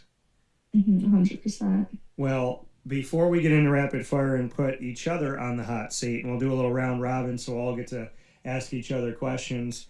I know your head coach, and I've had him on the show multiple times. I had him on the show right after he was hired, and that being Paul Caceres, the Binghamton Bearcats women's tennis head coach. So, Angel, I'll start with you. Tell me something good about Coach Caceres. Something good about Coach Caceres is that he really he's flexible. If we have a need or something or if we're late to practice because of academics, he won't really punish us for that, and he'll understand us and listen to us, which is something that a lot of college coaches don't really have. And they're just like, okay, you're a minute late, I'm gonna leave without you, or you're a minute late, run laps. He'll really understand like why you were late, and if it's a valid reason, he won't penalize you for that.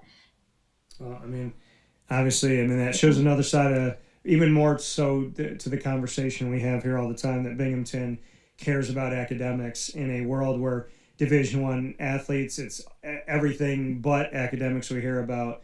In Binghamton, it's the opposite. I hear about academics all the time, whatever conversation I'm having. Nitya, for you, tell me something good about Coach Caceres from your point of view. Honestly, I think the biggest thing is that Coach Paul is probably the most positive person you'll ever meet. Like, as a coach, a lot of times in college athletics, you have coaches who are really hard on you and try to push you, with like negative emotions. But Coach Paul is like the complete opposite. Anytime you're in the middle of a match, all you'll ever see him doing is cheering. And he genuinely believes like we can win every match regardless of who we're playing. And I think like having that kind of positivity really pushed us to have such a good season last year, because it's just, we're not really used to it. And I know personally, like, it gives me a lot of confidence knowing that Coach Paul is on my court, because he's, always in your corner. And he obviously does give good advice too, because he's a very good coach, but his good advice plus his positiveness just really ties it together. I love that. Positivity, something that the world needs so much more of. Bearcat Breakroom, we are here inside of our exclusive multimedia marketing partnership with Binghamton University on Wake Up Call with Dan Tortora inside the Great Lakes Honda City Studios. I am here putting a spotlight on Binghamton Bearcats women's tennis here in the 2025 season, and we have Nitya with us as well as Angel. We're going to play our rapid fire now, and this is how it's going to work. Nitya, you will ask me, I will ask Angel will ask you, and then we'll go back around. It can be any topic, any question. We have to answer the question. So, Nitya, you have a question for me, and you get to start. Okay.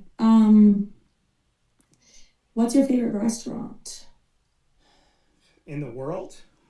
Yeah, anywhere. So, I'm trying to remember the name of the place. What did you say? Oh, I thought you said something. Oh, okay. I would say, man, in the world, it's gotta be. I can't remember the name of the place.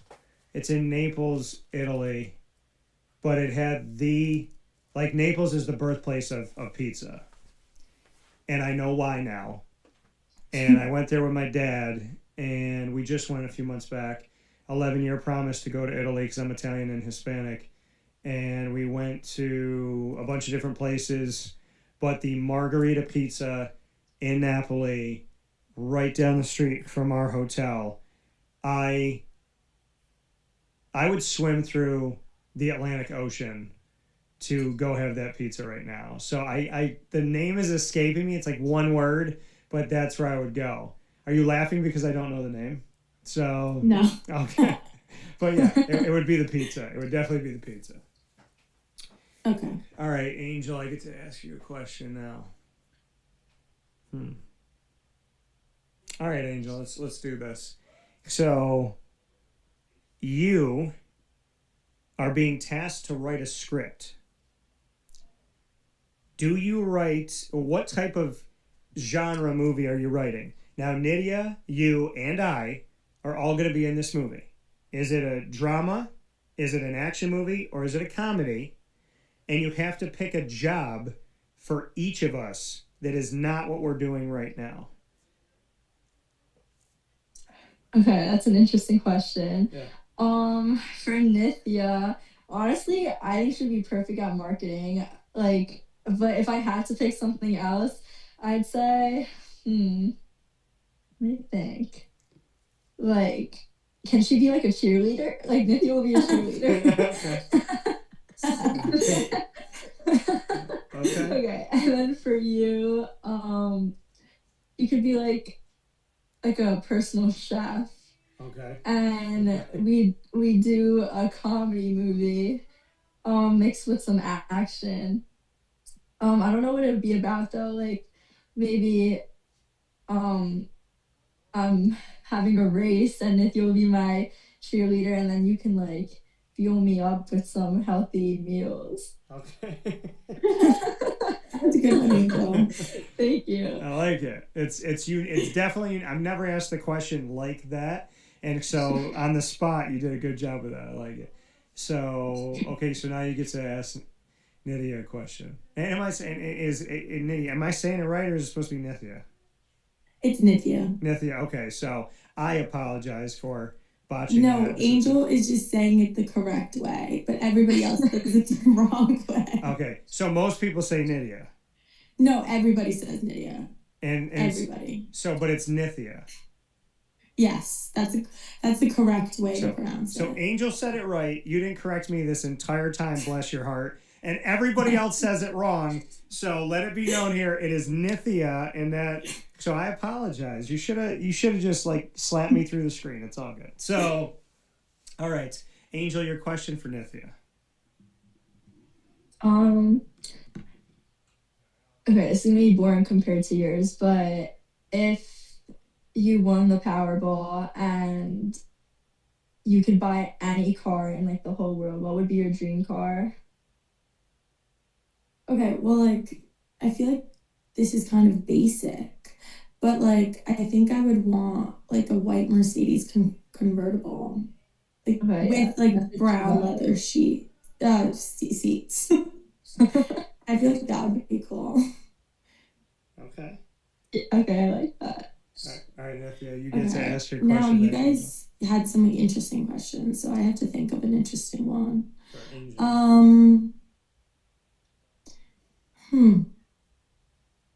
If you were to assign us, both of us, to 2 other sports, what would they be and why?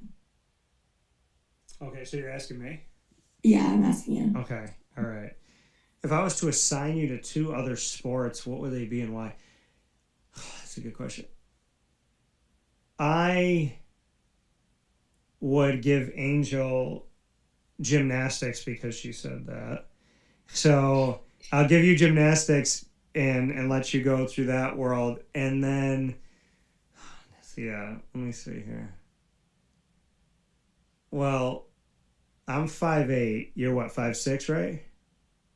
So actually, it was recently found out this weekend that I'm 5'7". So just let everyone know I'm 5'7". Okay, so you're 5'7". Now the reason why I bring it up is because I played basketball, and I still to this day will play, and I love the sport. At 5'8", I wanted to play. Growing up as a kid, I wanted to play in the NBA. I'm 5'8". If I had played soccer back then, because I have a passion for soccer now, 5'8's a perfect height. So at 5'7", and knowing that you have that New Jersey fire and spunk to you, I'm going to put you on the soccer field, I think. All right, I'm there. Sounds good. Okay. Now, Nitya, you get to ask Angel a question now. Oh, I get to ask Angel a question? Yeah, we'll go back the other way. Okay. Angel, if you were to trade spots with one of our teammates for a day, who would it be? That's a really good question. I'd say either you or Lauren. And why? I don't know. Okay, I feel like I just want to experience a day. Would I have the same thoughts as you and everything? Yes. Yes, I just want to see what you're thinking.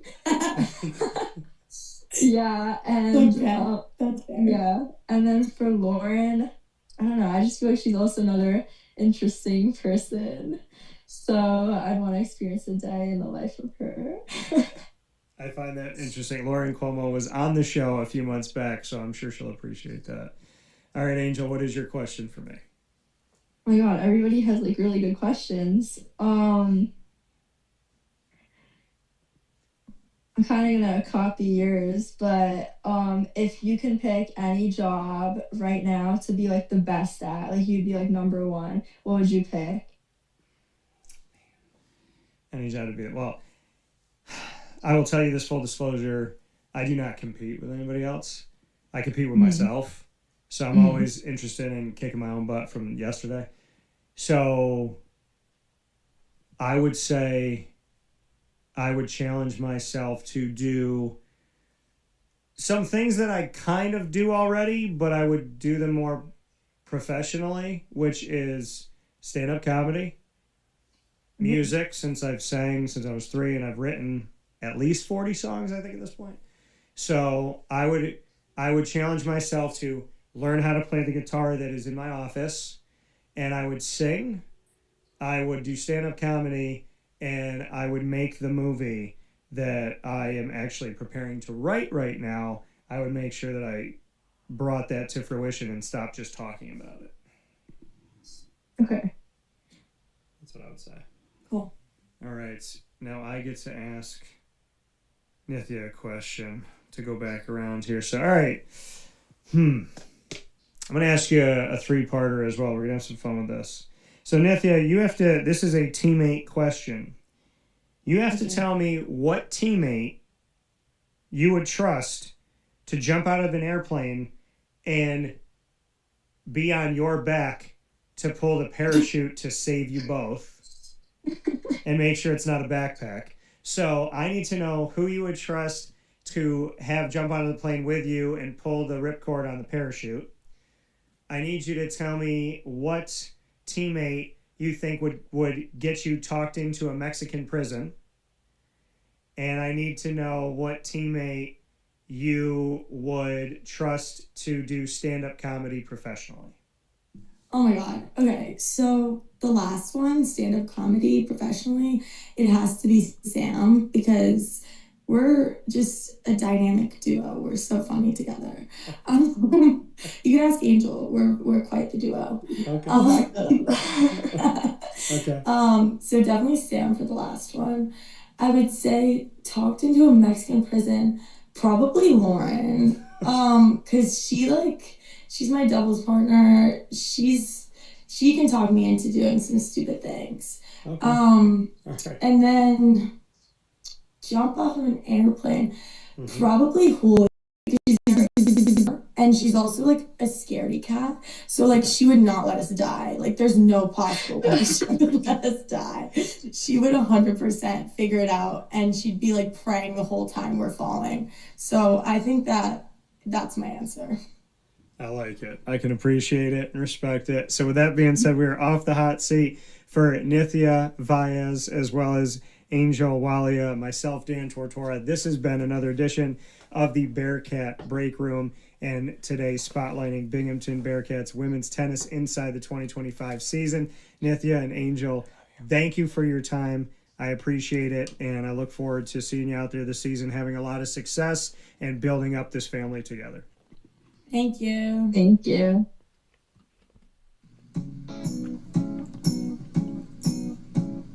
In these unique times, there are those in our community that give us a sense of normalcy and positivity. Pizza Man on 50 Oswego Street in Baldwinsville has been here for you for over 35 years and is here now.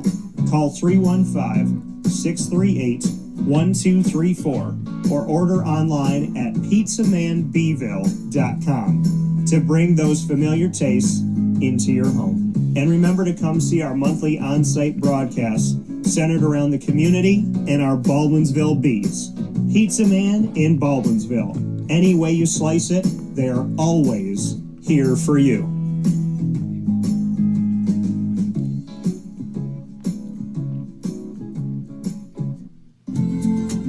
Looking for your next ride?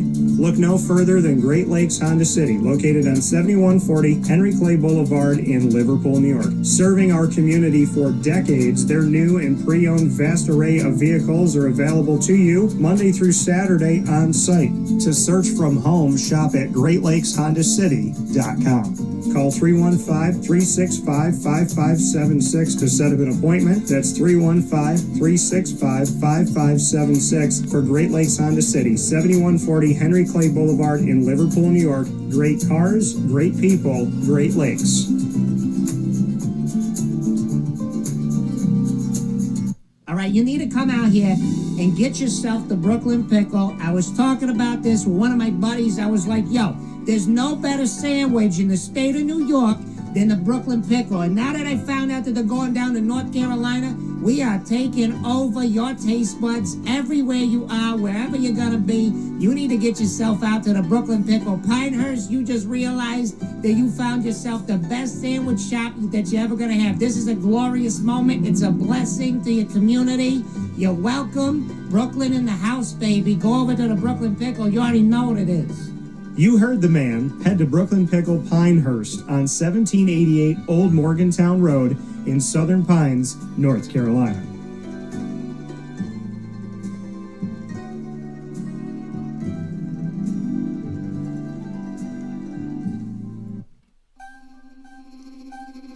This is Jim Dispenza, owner of Game Point Sports Complex. You hear the same story across any sport that kids play and any sport that adults play. There's never enough places to play. That was definitely true with volleyball, definitely true with basketball. Could be cheerleading, it could be field hockey, which is what we're seeing now. Every sport has a lack of places to play, and I think Syracuse in particular is a place where it's really bad. Despite the fact that we've got a lot of athletic talent around here, we just seem to have not enough places for people to play, and they're going to different places. They're going to Rochester, they're going to, Buffalo. They're going all different places because we don't have a place here, and I felt like that should change. This was a long project from planning all the way through execution to opening doors. A lot of work went into it, obviously, a lot of money, a lot of resources, and the dream always was kids being in the gym, having a good time. And I've always felt like sports is the most unfiltered joy that you can observe with people, that people can experience, because it is fun, it is a sense of accomplishment, it's all of that wrapped into one thing. And so watching kids going up and down the court with big smiles on their faces has been just amazing,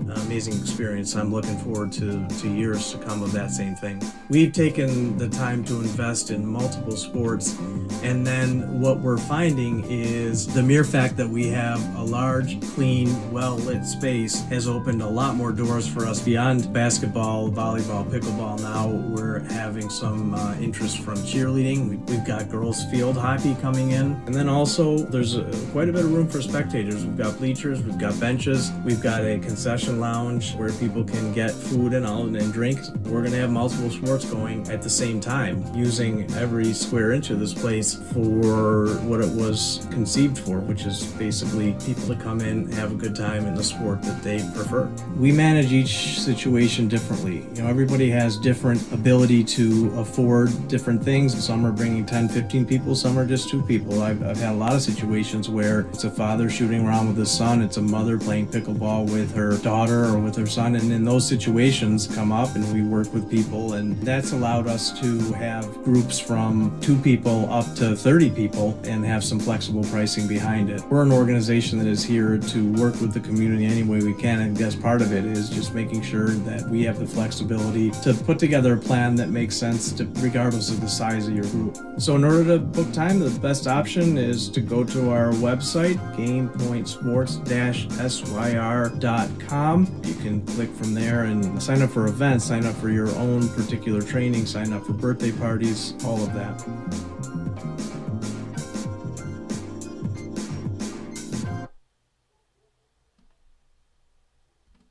Avicolli's restaurant, located on 7839 Oswego Road in Liverpool, New York, has been serving our community for decades. Your place to go for home cooking on the corner of Route 57 and Wetzel Road is just minutes from Liverpool High School. And every single month, Wake Up Call with Dan Tortora is on site, on location, with Liverpool sports, student athletes, coaches, and administration telling their stories throughout the year. We look forward to seeing you on site at Avicolli's for their casual pizza side, their fine dining, as well as their bar. And of course, you can order online at myavicollis.com. That's myavicollis.com. For takeout, delivery, and catering, call 315-622-5100. That's 315-622-5100. Come on into the neighborhood spot Avicolli's, open 7 days a week in Liverpool, New York.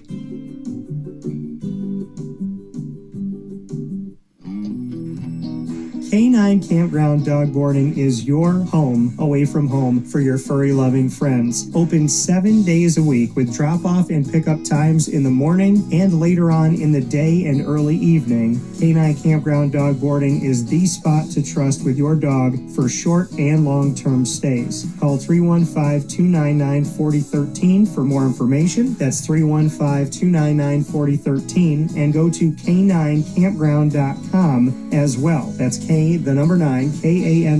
ground.com, where you will find all of the information on their different cabins, which include the classic cabin, executive cabin, grand cabin, and luxury cabin. K9 Campground Dog Boarding, where your dog will have indoor and outdoor areas as well as their own private cabin for any size, any breed, as well as dogs with different needs. Dog parents and dogs alike choose K9 Campground Dog Boarding. Isn't that right, Lily?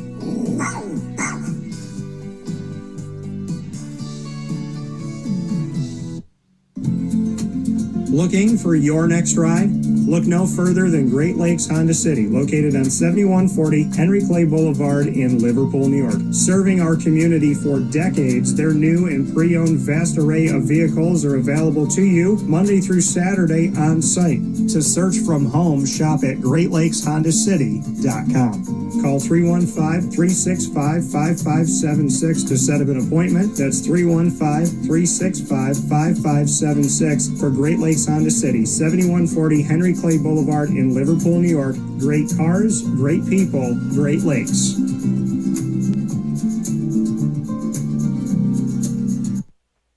And welcome back here to Wake Up Call with Dan Tortora, where sports truly meets that thing called life. It is time for our segment that rounds out every Tuesday broadcast, and that being the Ingredients to Success. The Ingredients to Success is proudly presented to you by the wonderful team at Avicolli's. You will find them on 7839 Oswego Road in Liverpool, New York. And of course, we are there every single month at Avicolli's, and we have our Liverpool broadcasts exclusively there. So Liverpool High School is literally down the road from Avicolli's. You could stand at the corner of Route 57 and Wetzel Road, right where Avicolli's is, on 7839 Oswego Road in Liverpool, New York, and look down the street and you'll see Liverpool High School. So you can walk from Avicolli's to there, back to Avicolli's, and go and see Avicolli's any day of the week. Open 7 days a week for lunch, dinner, and drinks. As always, drink responsibly and only if you are of age. So make sure you head out to Avicolli's today. Let them know that DT sent you. We're going to be there tomorrow, which is September 10th. We'll be there tomorrow on site, on location with the Liverpool boys soccer team. Can't wait for that opportunity and that experience. So we look forward to having that coming up very soon, which is tomorrow at 6 p.m. So come have dinner with us at Avicolli's this Wednesday, September 10th at 6 p.m. and celebrate Liverpool athletics and, of course, the Liverpool boys soccer team. With that being stated, it is now time to jump into that segment, proudly presented by Avicolli's, and that being the ingredients to success. Today's topic for the ingredients to success is going to be, don't let a bully make you a bully. It's a conversation that I had with myself yesterday. That's right. Those moments where you just kind of sit down and kind of talk something through your mind, talk it out loud, talk to a friend, whatever it may be. Don't let a bully make you a bully. And what does that mean? Well, it means that we go through different things in life, right? We get hurt, we get upset, we get mistreated, and we want to respond, right? We want to tell those people how we feel about what they do.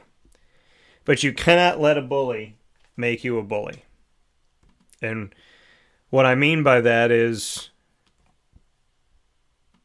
somebody says something or does something to you that's hurtful, so then you do it right back. Or maybe you pick a spot later on and you do it then, right? You bully the bully back. They embarrassed you, you embarrass them. They hurt you, you hurt them. They push you, you push them. Well, being the bigger person is not a sometimes thing. It's a lifestyle. And is it easy to be the bigger person every time? No. Do we all have our moments where we don't want to be? Not even that we don't want to be the bigger person, but that we don't want to let somebody get away with something, right? That's a way to describe it. We don't want to let someone get away with it, right? I don't like when bullies just get to do what they want to do and there's no repercussions, right? We want them to know that you can't just go treating people however you want to treat them and being rude and disrespectful and think that you can just get away with it. So sometimes we want to be the judge, the jury, and the executioner. We want to let you know what's up.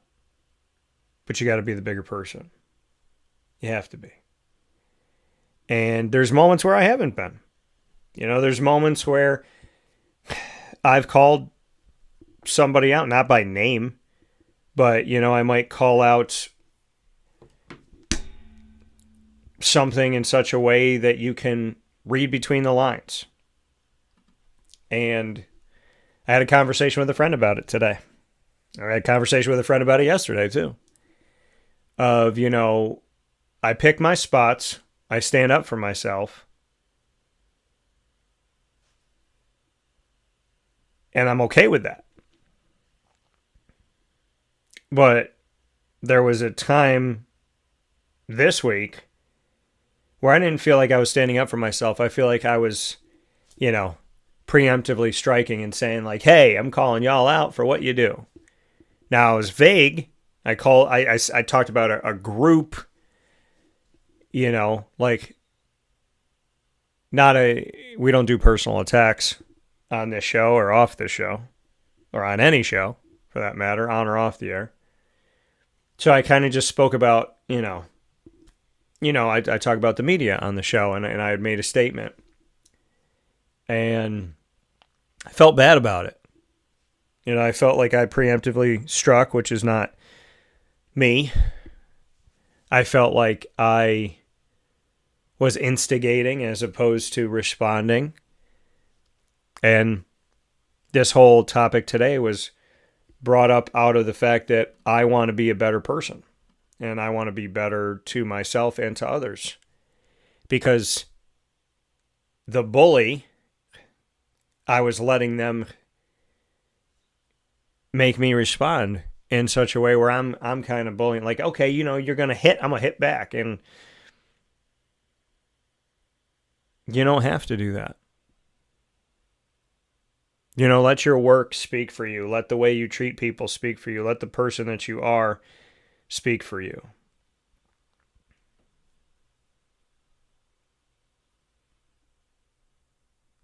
And I think that that's the most important that's the focus, right? Be who you are. I had somebody say something to me before where I was like, I don't care what people think, or I don't care how many people watch or listen. And they said, well, you should. You're an entertainer. Like, aren't you here to aren't you here to entertain? Like, you want us to like you. And I was like, you don't have to like me. Like, that's, and they was like, well, they were kind of talking to me like, well, that you don't understand entertainment.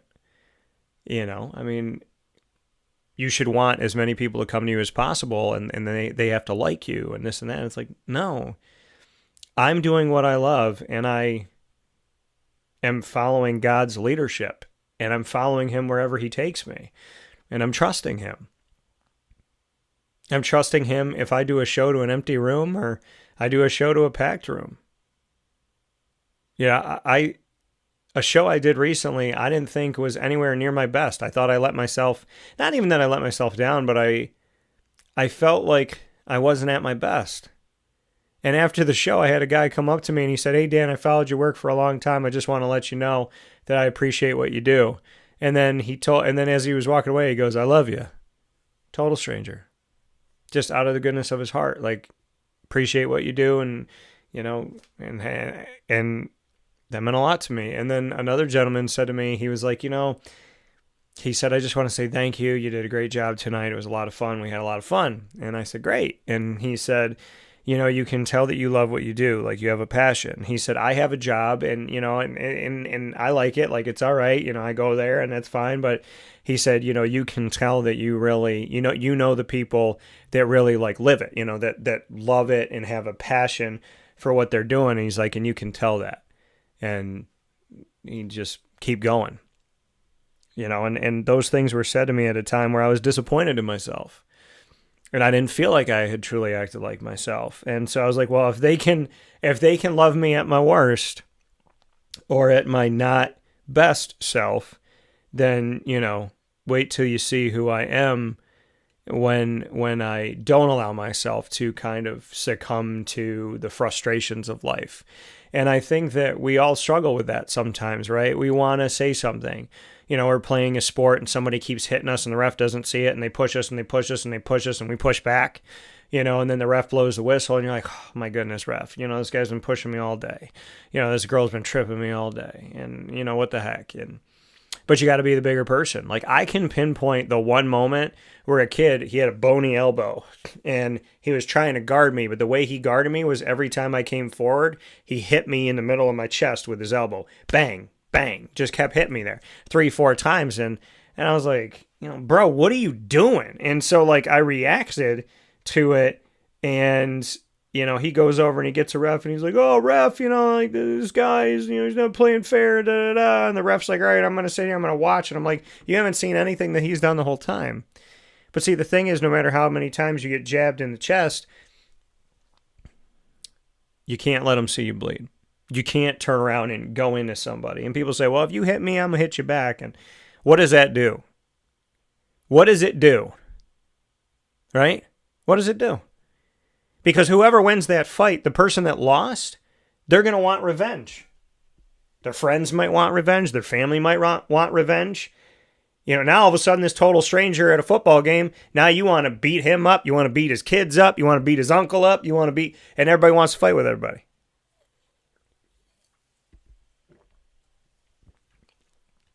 There's nothing good that comes from that stuff. There's nothing. You can pick your spots, right, and stick up for yourself. But you can't lose yourself in when like you've had enough, you can't lose yourself. When you know that you're exhausted and you're stressed, you can't lose yourself. When you're going through a conversation that you've had 100 million times, and every time you have it, it's annoying and ridiculous and a waste of time to you, you can't lose yourself. You really have to hold on to who you are at all times. At your weakest moments, yeah. I mean, at your strongest moments, of course. But when things are going well for you, you have to hold on to who you are. You can't have an ego. And when things are not what you want them to be, you can't be like, I'm going to jump off a cliff. I hate myself. I'm going to, kill myself. I'm going to, quit. I'm going to run. When it's great and everyone's patting you on the back, like what did Nate Hackett say earlier today? He said, stay even keel. Don't get too high, don't get too low. Just be you. Just do your thing, right? Just be you. Live your life the way you want to live your life. And when you get bullied and you finally find that voice for yourself that took me a long time to find, you want to hit back. You want to be like, this for all the years of da-da-da. But I'll tell you this flat out. There's never been a moment where I was bullied and I responded back in a mean way that I was proud of myself.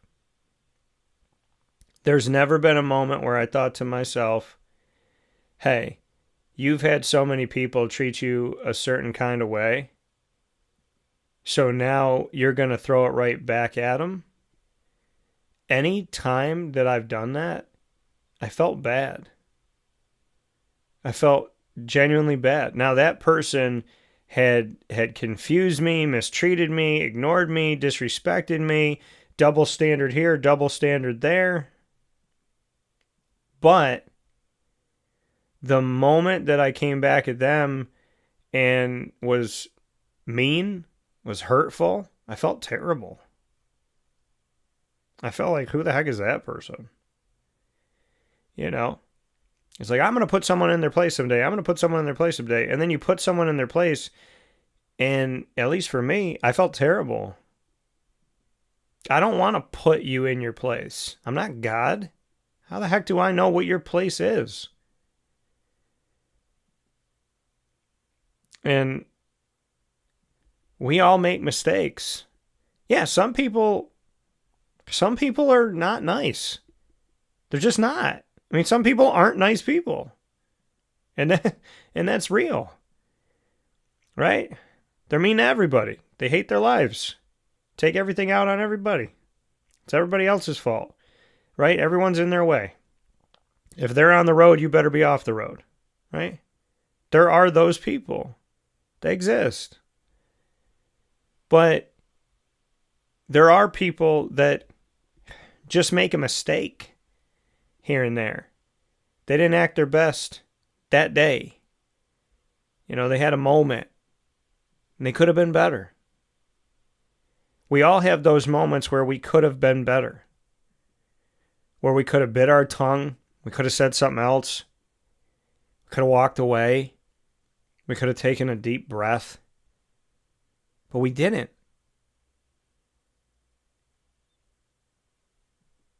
And it's important to make sure that, everyone's going to make a mistake. We are. We're not perfect. But it's what you do after, right? Do you continue the pattern? Okay, I didn't like that I did that. I didn't like that I acted that way. Okay, so you're going to continue to act that way, or are you going to stop? Because that matters, right? Everyone wants to talk about Act 1. What about Act 2? Act 1 is over. We already had intermission. We got up. We went pee, right? We got a soda. I don't even know if you could say, there's no FCC on the internet. We could say pee, but I don't know. You can't say PISS. You can't say that on traditional radio. But it's, you get it. It's weird. I don't think I've ever said PEE on my show. But you get up at intermission, Act 1 is over, you got your drink, you paid $8 for M&Ms, and now you're sitting back at your seat. It's Act 2. What are you going to do? Okay? I don't like the way I acted yesterday. Okay, what are you going to do? I don't like the way I spoke to somebody. What are you going to do? Right? What are you going to do? My thing is, If I do 10 right things and one wrong thing, then I'm going to immediately apologize to God for that wrong thing. I'm not going to go, well, I did 10 out of 11. That's a really good percentage, God. God doesn't care about percentages. He cares about consistency. Are you a good person? Are you at the fiber of it? Like, when you make mistakes, do you admit that you made the mistake? Do you correct it? Do you say, I'm sorry? Do you know that it was wrong? Do you hold yourself accountable? God doesn't expect you to be perfect, but I would think that he wants us to be accountable. And then he wants us to do better. You know, you can go to God and apologize for your sins a million times, but do you think God wants you to commit the same sin a million times?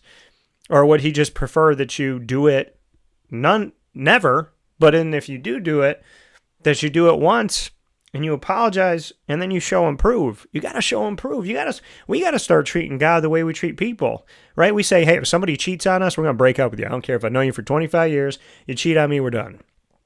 Right? One-time offense, cheating, I don't stand for that. I'm out.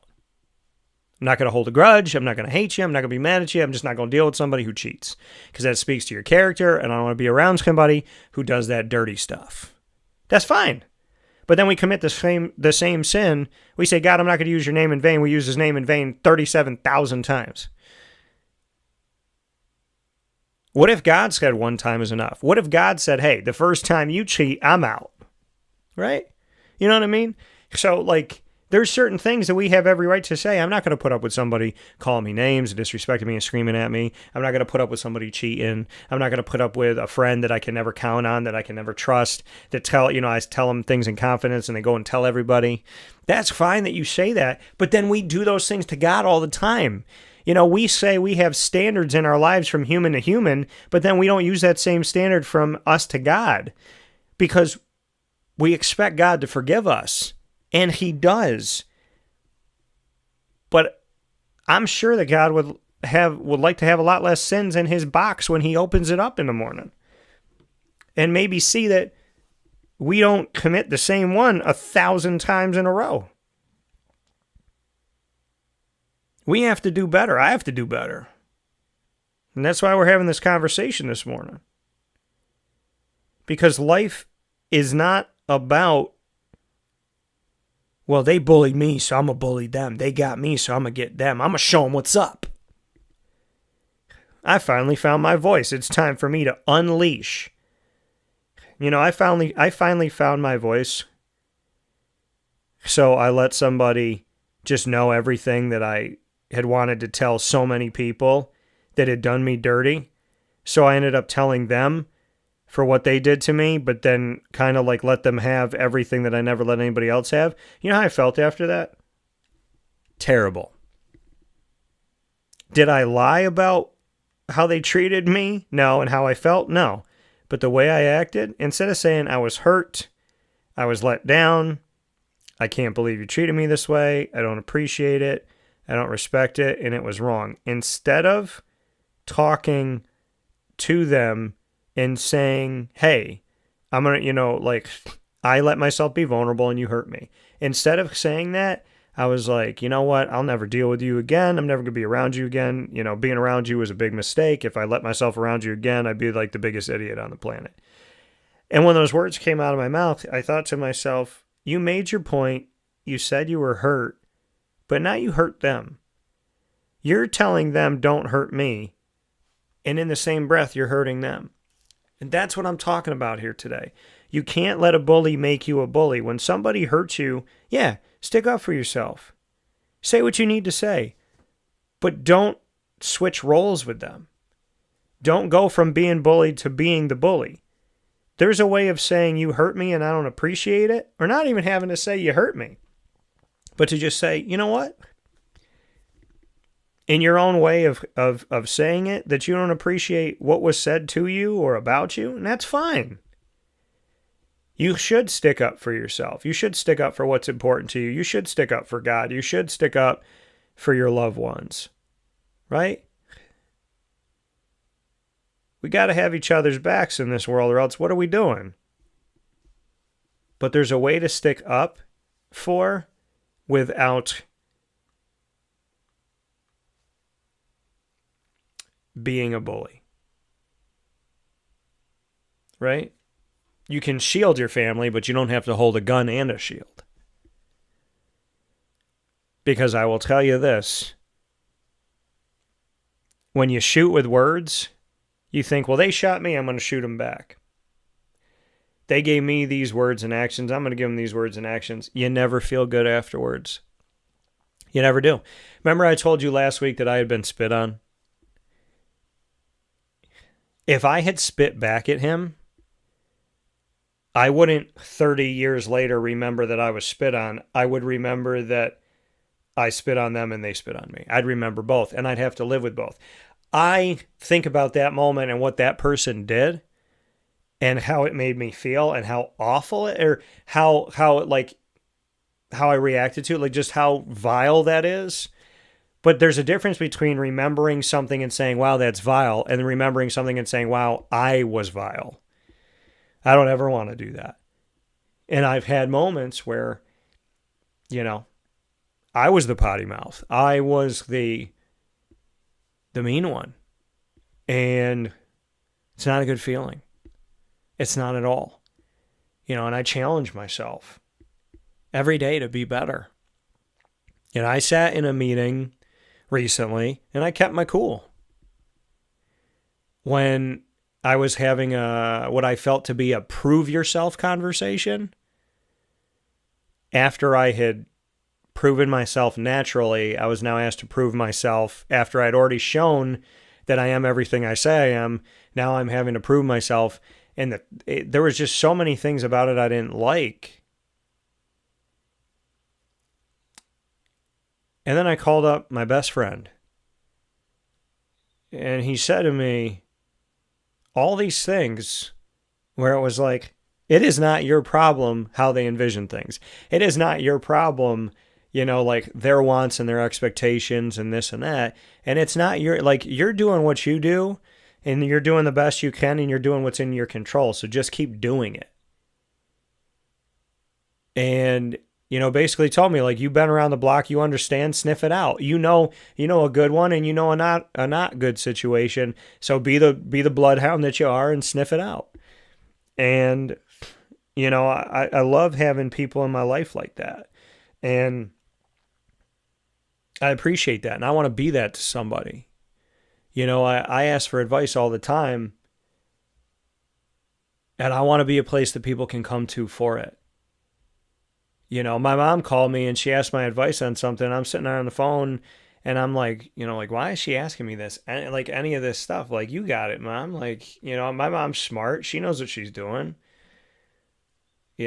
She's an awesome person. She's strong as all get out, like she's got it. She didn't need my help, and I kind of like lost the moment of just appreciating in the moment and being like, hey, Ma, like, thanks for caring about my opinion. Like, you don't need it. But, like, the fact that you care about it, like, I appreciate that, So, Ma, if you're listening, thank you for calling me. And when you're making big life choices that you want to hear what I have to say about it. I mean, you're going to make the best decision for you, and I don't want you to make the decision because I said what to do or what not to do. I'll help you every step of the way, but you got it. Like, you're a strong human being and you're very capable to make any decision in life, and you believe in God and you pray every day. And, I believe that when you lean on God, you can never fall. And because if you're leaning on him, he's not going to let you hit the ground.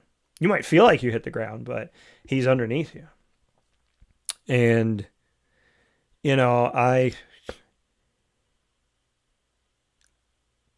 I know that somebody cuts us off, we want to cut them off. But it's like, just drive. Just do your thing. Somebody steals from, like when people steal from me, I have no desire to steal back from you. And, if I see something that I wrote or I said or I did and some media outlet is pretending like it's their work, I mean, yeah, it stinks to see it. I think it's horrible. I think it's classless, but never once did I think like, oh, you stole from me, so now I'm going to steal from you. Like, I want nothing to do with your work. And I want nothing to do with you as a person if that's the type of person that you are. I just won't associate with you.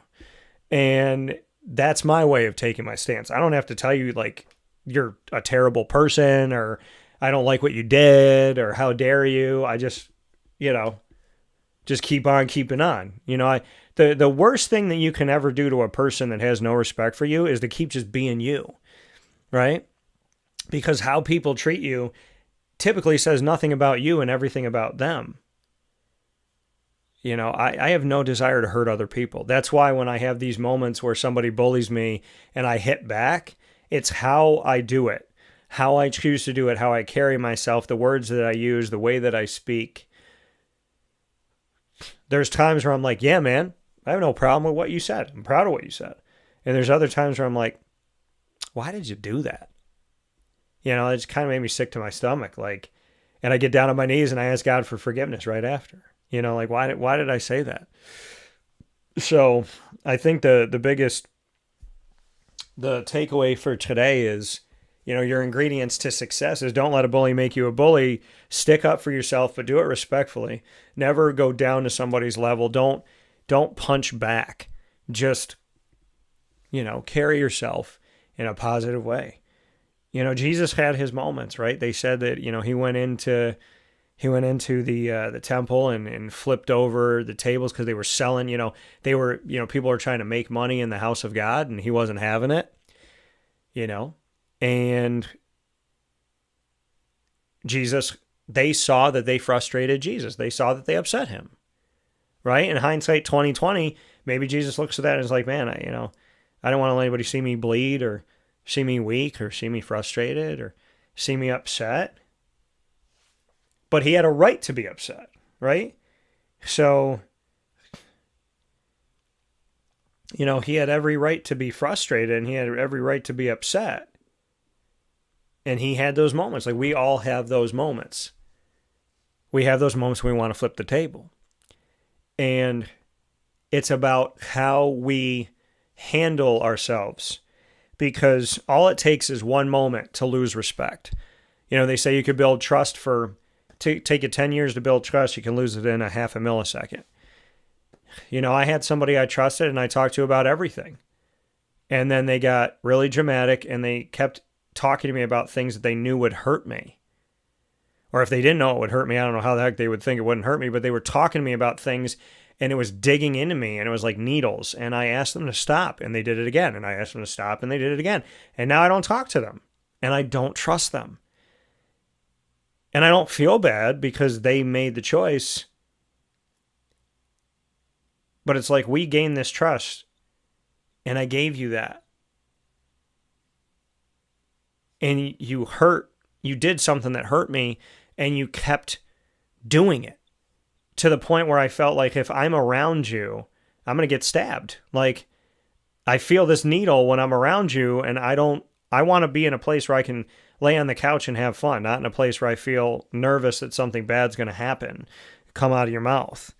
So, but I didn't bully them back. I told them like, hey, this is how I feel.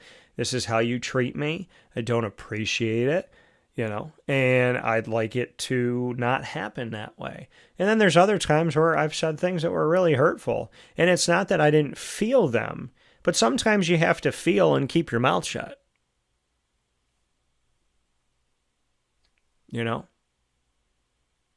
There's a reason why when I talk about, times where I was disappointed in myself, I can pinpoint every one of those times. I can't remember certain things, but I can remember, like, if you ask me the 4 times that I let myself down, I can tell you, like, I could boom, boom, boom. It was this, it was this, it was this. I could tell you the date. I could tell you the exact date. I cannot tell you the exact date of certain Syracuse football games, but I could tell you the exact date of one of the times I let myself down. I can tell you what time it was.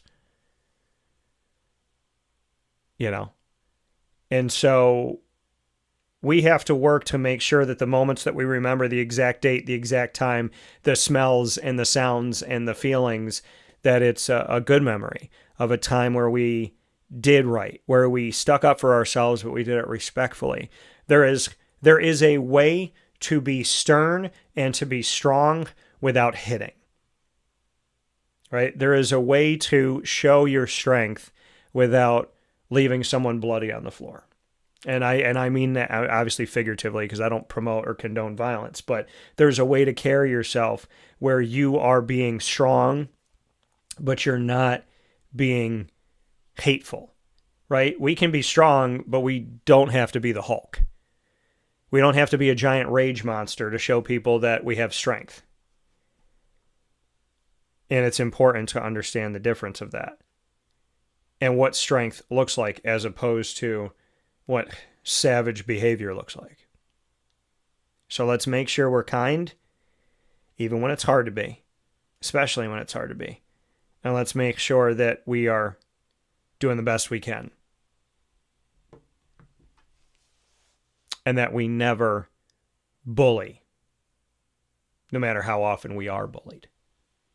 With that being said, these are the ingredients to success, proudly presented by the wonderful team at Avicolli's. You can go and see them 7 days a week on 7839 Oswego Road in Liverpool, New York, down the street from Liverpool High School, and the home, the exclusive home of all of our Liverpool broadcasts. And you will see us this week with Liverpool boys soccer on Wednesday, September 10th at 6 p.m. Come have dinner on the pizza side and watch a wonderful show while you support the community. It is positive on positive on positive. Great food, great people, and great community building. All happening this Wednesday, September 10th at 6 p.m. at Avicolli's down the street from Liverpool High School with the Liverpool boys soccer team, student athletes, and their head coach all sitting in with me and having a wonderful conversation over pizza. Can't wait to do it, and we look forward to seeing you there. With that being said, inside the Great Lakes Honda City Studios, we're going to take our final step aside. We'll wrap up the show right after this. And now a message from Myers Creek Brewing Company, with locations at their Cazenovia Farm Brewery, Syracuse Inner Harbor Tap Room, and soon-to-be Lake Placid Tap Room. Well, I think first and foremost, the Feldmeyer family and our team are extremely passionate about what we do. We care very much about what we do. The Feldmeyer family is always investing. Our taproom management team, our brew management team, our marketing management team, and all of the team members that get after it every day, they leave it on the field. They put their heart and soul into it. I know for a fact that everyone that works at Myers Creek wants to be there, and we want them to be there. You know, we want them to feel good about their job. And again, if you've never been to a Myers Creek, especially to the brewery, I mean, I want your eyes to open really big. I want you to see how big of a brand this is. I want you to see where we're going. The sky is the limit, and I feel very proud of that, and I'm very excited about that. When you think of designing a menu for a brewery, it's kind of open to a lot of different interpretations. I mean, you can do American, you can do Asian, you can do Italian, and you just have to find, you know, how that meets that pub style dining experience, that gastropub vibe. And I think it's super fun for us because obviously we know that, you know, everyone in the world's going to sell a pizza or a burger or a french fry, but what can we do to be different? And what can we do to be true to who we are? We are a brewery, you know, a brew pub. So the flavor profiles are kind of all over the place. And I think it's super cool that we have a massive smoker at the brewery in Cazenovia, and we smoke a lot of our products. A delicious smoked turkey. We have barbecue ribs on Sundays, from a pulled pork sandwich to a chicken wing. You go to the Inner Harbor and you go to the Kaz location and you'll find similarities in the menu, but also things that are a little different and also kind of fit those different demographics or different communities, and also hopefully just drive you to try every tap room that we have open at some point, because you get a little something different at each one. You know, we understand how hard it is to, you know, work every day and get after it every day, and when you're done at the end of your day, you want to go out and put your feet up in a good ambiance and good environment. So we take pride in that. We make sure that everyone knows that they're very much valued to us.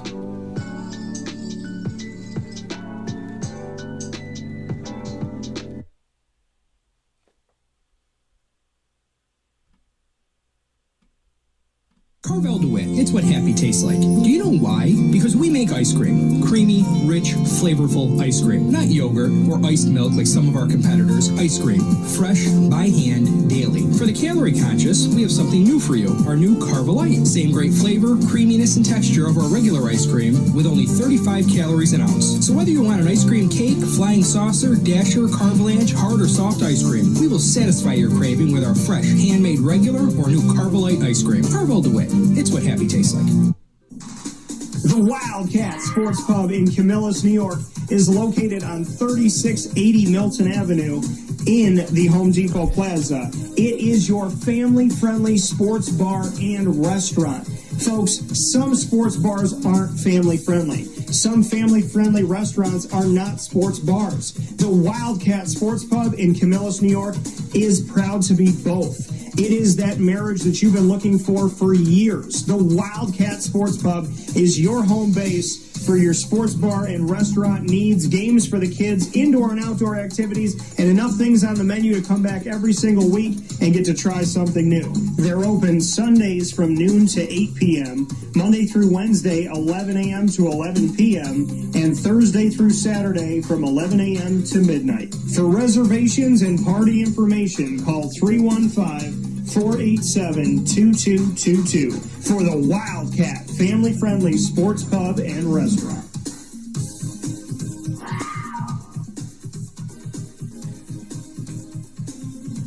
GG Cards and Breaks. Like, comment, subscribe. GG Cards and Breaks coming to you on 639 Delmar Place in Syracuse, New York is open Tuesday through Saturday from 10 to 6, Sundays from 10 to 5. Make sure you make your way out there to be a big kid. It doesn't matter your age. It doesn't matter if you've ever collected cards before. It is time to go out there and see what all the fun is about at GG Cards and Breaks. And they are constantly just challenging themselves to do one thing differently, uniquely, to add, to expand. And Josh Gideon, the owner of GG Cards and Breaks, has done a tremendous job, and he's been working tirelessly to do something really cool in the store now with new showcases that they have. So make sure that you go and see GG Cards and Breaks and all the work that they put in so that you have a great experience and so that they can showcase the plethora of cards that they have. They continue to bring stuff in, and you never know what's going to be there. You could go there today at 11 o'clock, and it's gone at 11:15. So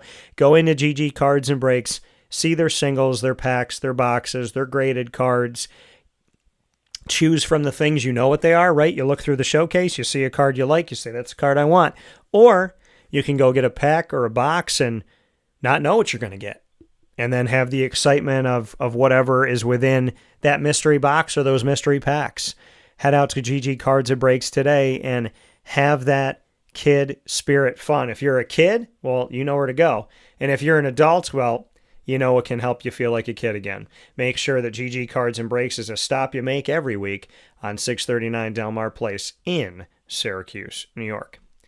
Big time thanks to Chick-fil-A DeWitt. Chick-fil-A on Bridge Street and Erie Boulevard over in DeWitt. You cannot miss it. I just went by it yesterday, and it is right there. Giant brick building with the double drive-through, and it is constantly going, busy. They just had their 1 month anniversary, and I can't believe it's been a month already. I'm so excited for them and so happy for them, and I look forward to everything that they are going to bring to the community with Megan Sorber as their owner-operator. You can go and see Chick-fil-A DeWitt today on the corner of Bridge Street and Erie Boulevard, and you already know that there's so much more than just a chicken sandwich, and you can experience a team that is filled with students and student athletes that are here in our community, going to school and working at the same time. Megan knows all about that. When she started working at Chick-fil-A, she was going to school and working there as a team member. So your owner-operator is somebody that understands what you're doing, balancing school and working at Chick-fil-A, because she did exactly that. So leading a team that she completely understands and has walked through the shoes of is really cool and awesome to see. So much going on at Chick-fil-A DeWitt. So much appreciation to them. Go and visit them today. Let them know that DT sent you. With that being said, here on Wake Up Call with Dan Tortora inside the Great Lakes Honda City Studios. Great Lakes Honda City, of course, 7140 Henry Clay Boulevard in Liverpool, New York. Our exclusive studio partner and the place that I would tell you to go for a vehicle any day of the week, any time of the year. They're the only place that I have trusted to get my vehicles at for over a decade. How many people can say they trust a dealership for an hour, 5 minutes, a month, let alone over a decade? But that's where I go. And it's because of how I'm treated. It's because of the experience that I've had. And it's because, I've had people that go to bat over there for me, right? Make sure that things get done and get done right and in a timely fashion. So head out to Great Lakes Honda City today and let them know that DT sent you. Many thanks for everyone that's been with us up and down the East Coast, the Midwest, the West Coast, and all around the globe on YouTube.com and Facebook.com, both /WakeUpCallDT, and on WakeUpCallDT.podbean.com. However you're connected with the show, we thank you so much for tuning in Monday through Friday from 9 a.m. to 11 a.m. Eastern Time, under promise, over deliver, as of course it's almost noon here today. Many thanks for those on Amazon Music, Audible, iHeartRadio, iTunes, and Apple Podcasts, Player FM, Podbean, Podchaser.com, Podvine, Spotify, TuneIn, and YouTube for being with us there. All you have to do is search Wake Up Call with Dan Tortora, or one word, Wake Up Call DT, and you will find us there. Make sure to subscribe, download, save us, follow us on all of these outlets so you never miss a broadcast again, and we'll be right there in your pocket when you want to listen to the show. And of course, many thanks to our team of partners in Central and Upstate New York, including Game Point Sports Complex and everything that they're doing over there on 211 South Center Street in East Syracuse, being a state-of-the-art, unlike anything we've ever had in Syracuse, center for basketball, for volleyball, for pickleball, cheerleading, field hockey, birthday parties, and more. Make sure you go to gamepointsports-syr.com and get to learn all about them today and reserve some time. Brandon Trish goes there. Dawan Coleman, Jimmy and Buddy Boeheim and Jim Boeheim are all there for the Boeheim camp over the summer. So the Bryan and Stratton Bobcats of Syracuse are going to be practicing in this facility. They've been open for a couple months, and they've already had this much greatness and wonderful people and reputable people, Lazara Sims, going into their building. So make sure you head over to Game Point Sports Complex today. And of course, many thanks to them, to Myers Creek, where we have our game day broadcast for Syracuse football exclusively there. Wake Up Call Game Day calls Myers Creek home in the Syracuse Inner Harbor. And of course, we also work with the location out in Cazenovia and the upcoming location in Lake Placid. And I also want to give many thanks to a wonderful partner that we'll talk about in a second, OCC. Thank you to Great Lakes Honda City, Carvel DeWitt, the Wildcat Sports Pub, Chick-fil-A Cicero, GG Cards and Breaks, Brian's Landing, Pizza Man, Canine Campground Dog Boarding, Mother's Cupboard, Ma and Pa's, the snack capital of the world, Canine Camp Dog Daycare, Avicolli's, Chick-fil-A DeWitt, and of course we are the exclusive multimedia marketing partner of your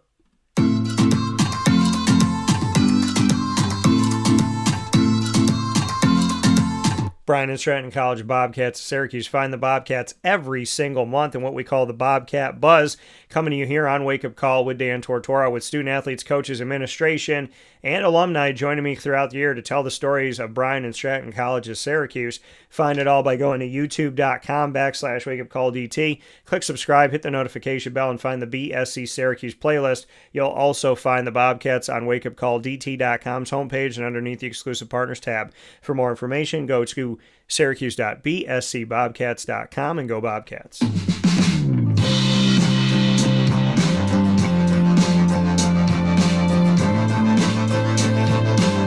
The Binghamton University Bearcats are exclusive multimedia marketing partners with Wake Up Call with Dan Tortora. Find your Bearcats every Tuesday, like today, during Bearcat time with student athletes, coaches, administration, and alumni joining me throughout the broadcast. We got to make history this year, going live from the event center at Binghamton University's campus, where we had the opportunity to showcase multiple sports all at once, as well as speak with the athletics director, Gene Marshall. And you can find that and everything that we do with Binghamton on youtube.com/wakeupcalldt. Click subscribe, hit the notification bell, find the Binghamton playlist. You'll also find the Bearcats on wakeupcalldt.com's homepage and underneath the exclusive partners tab. For more information, go to binghamtonbearcats.com and go Bearcats.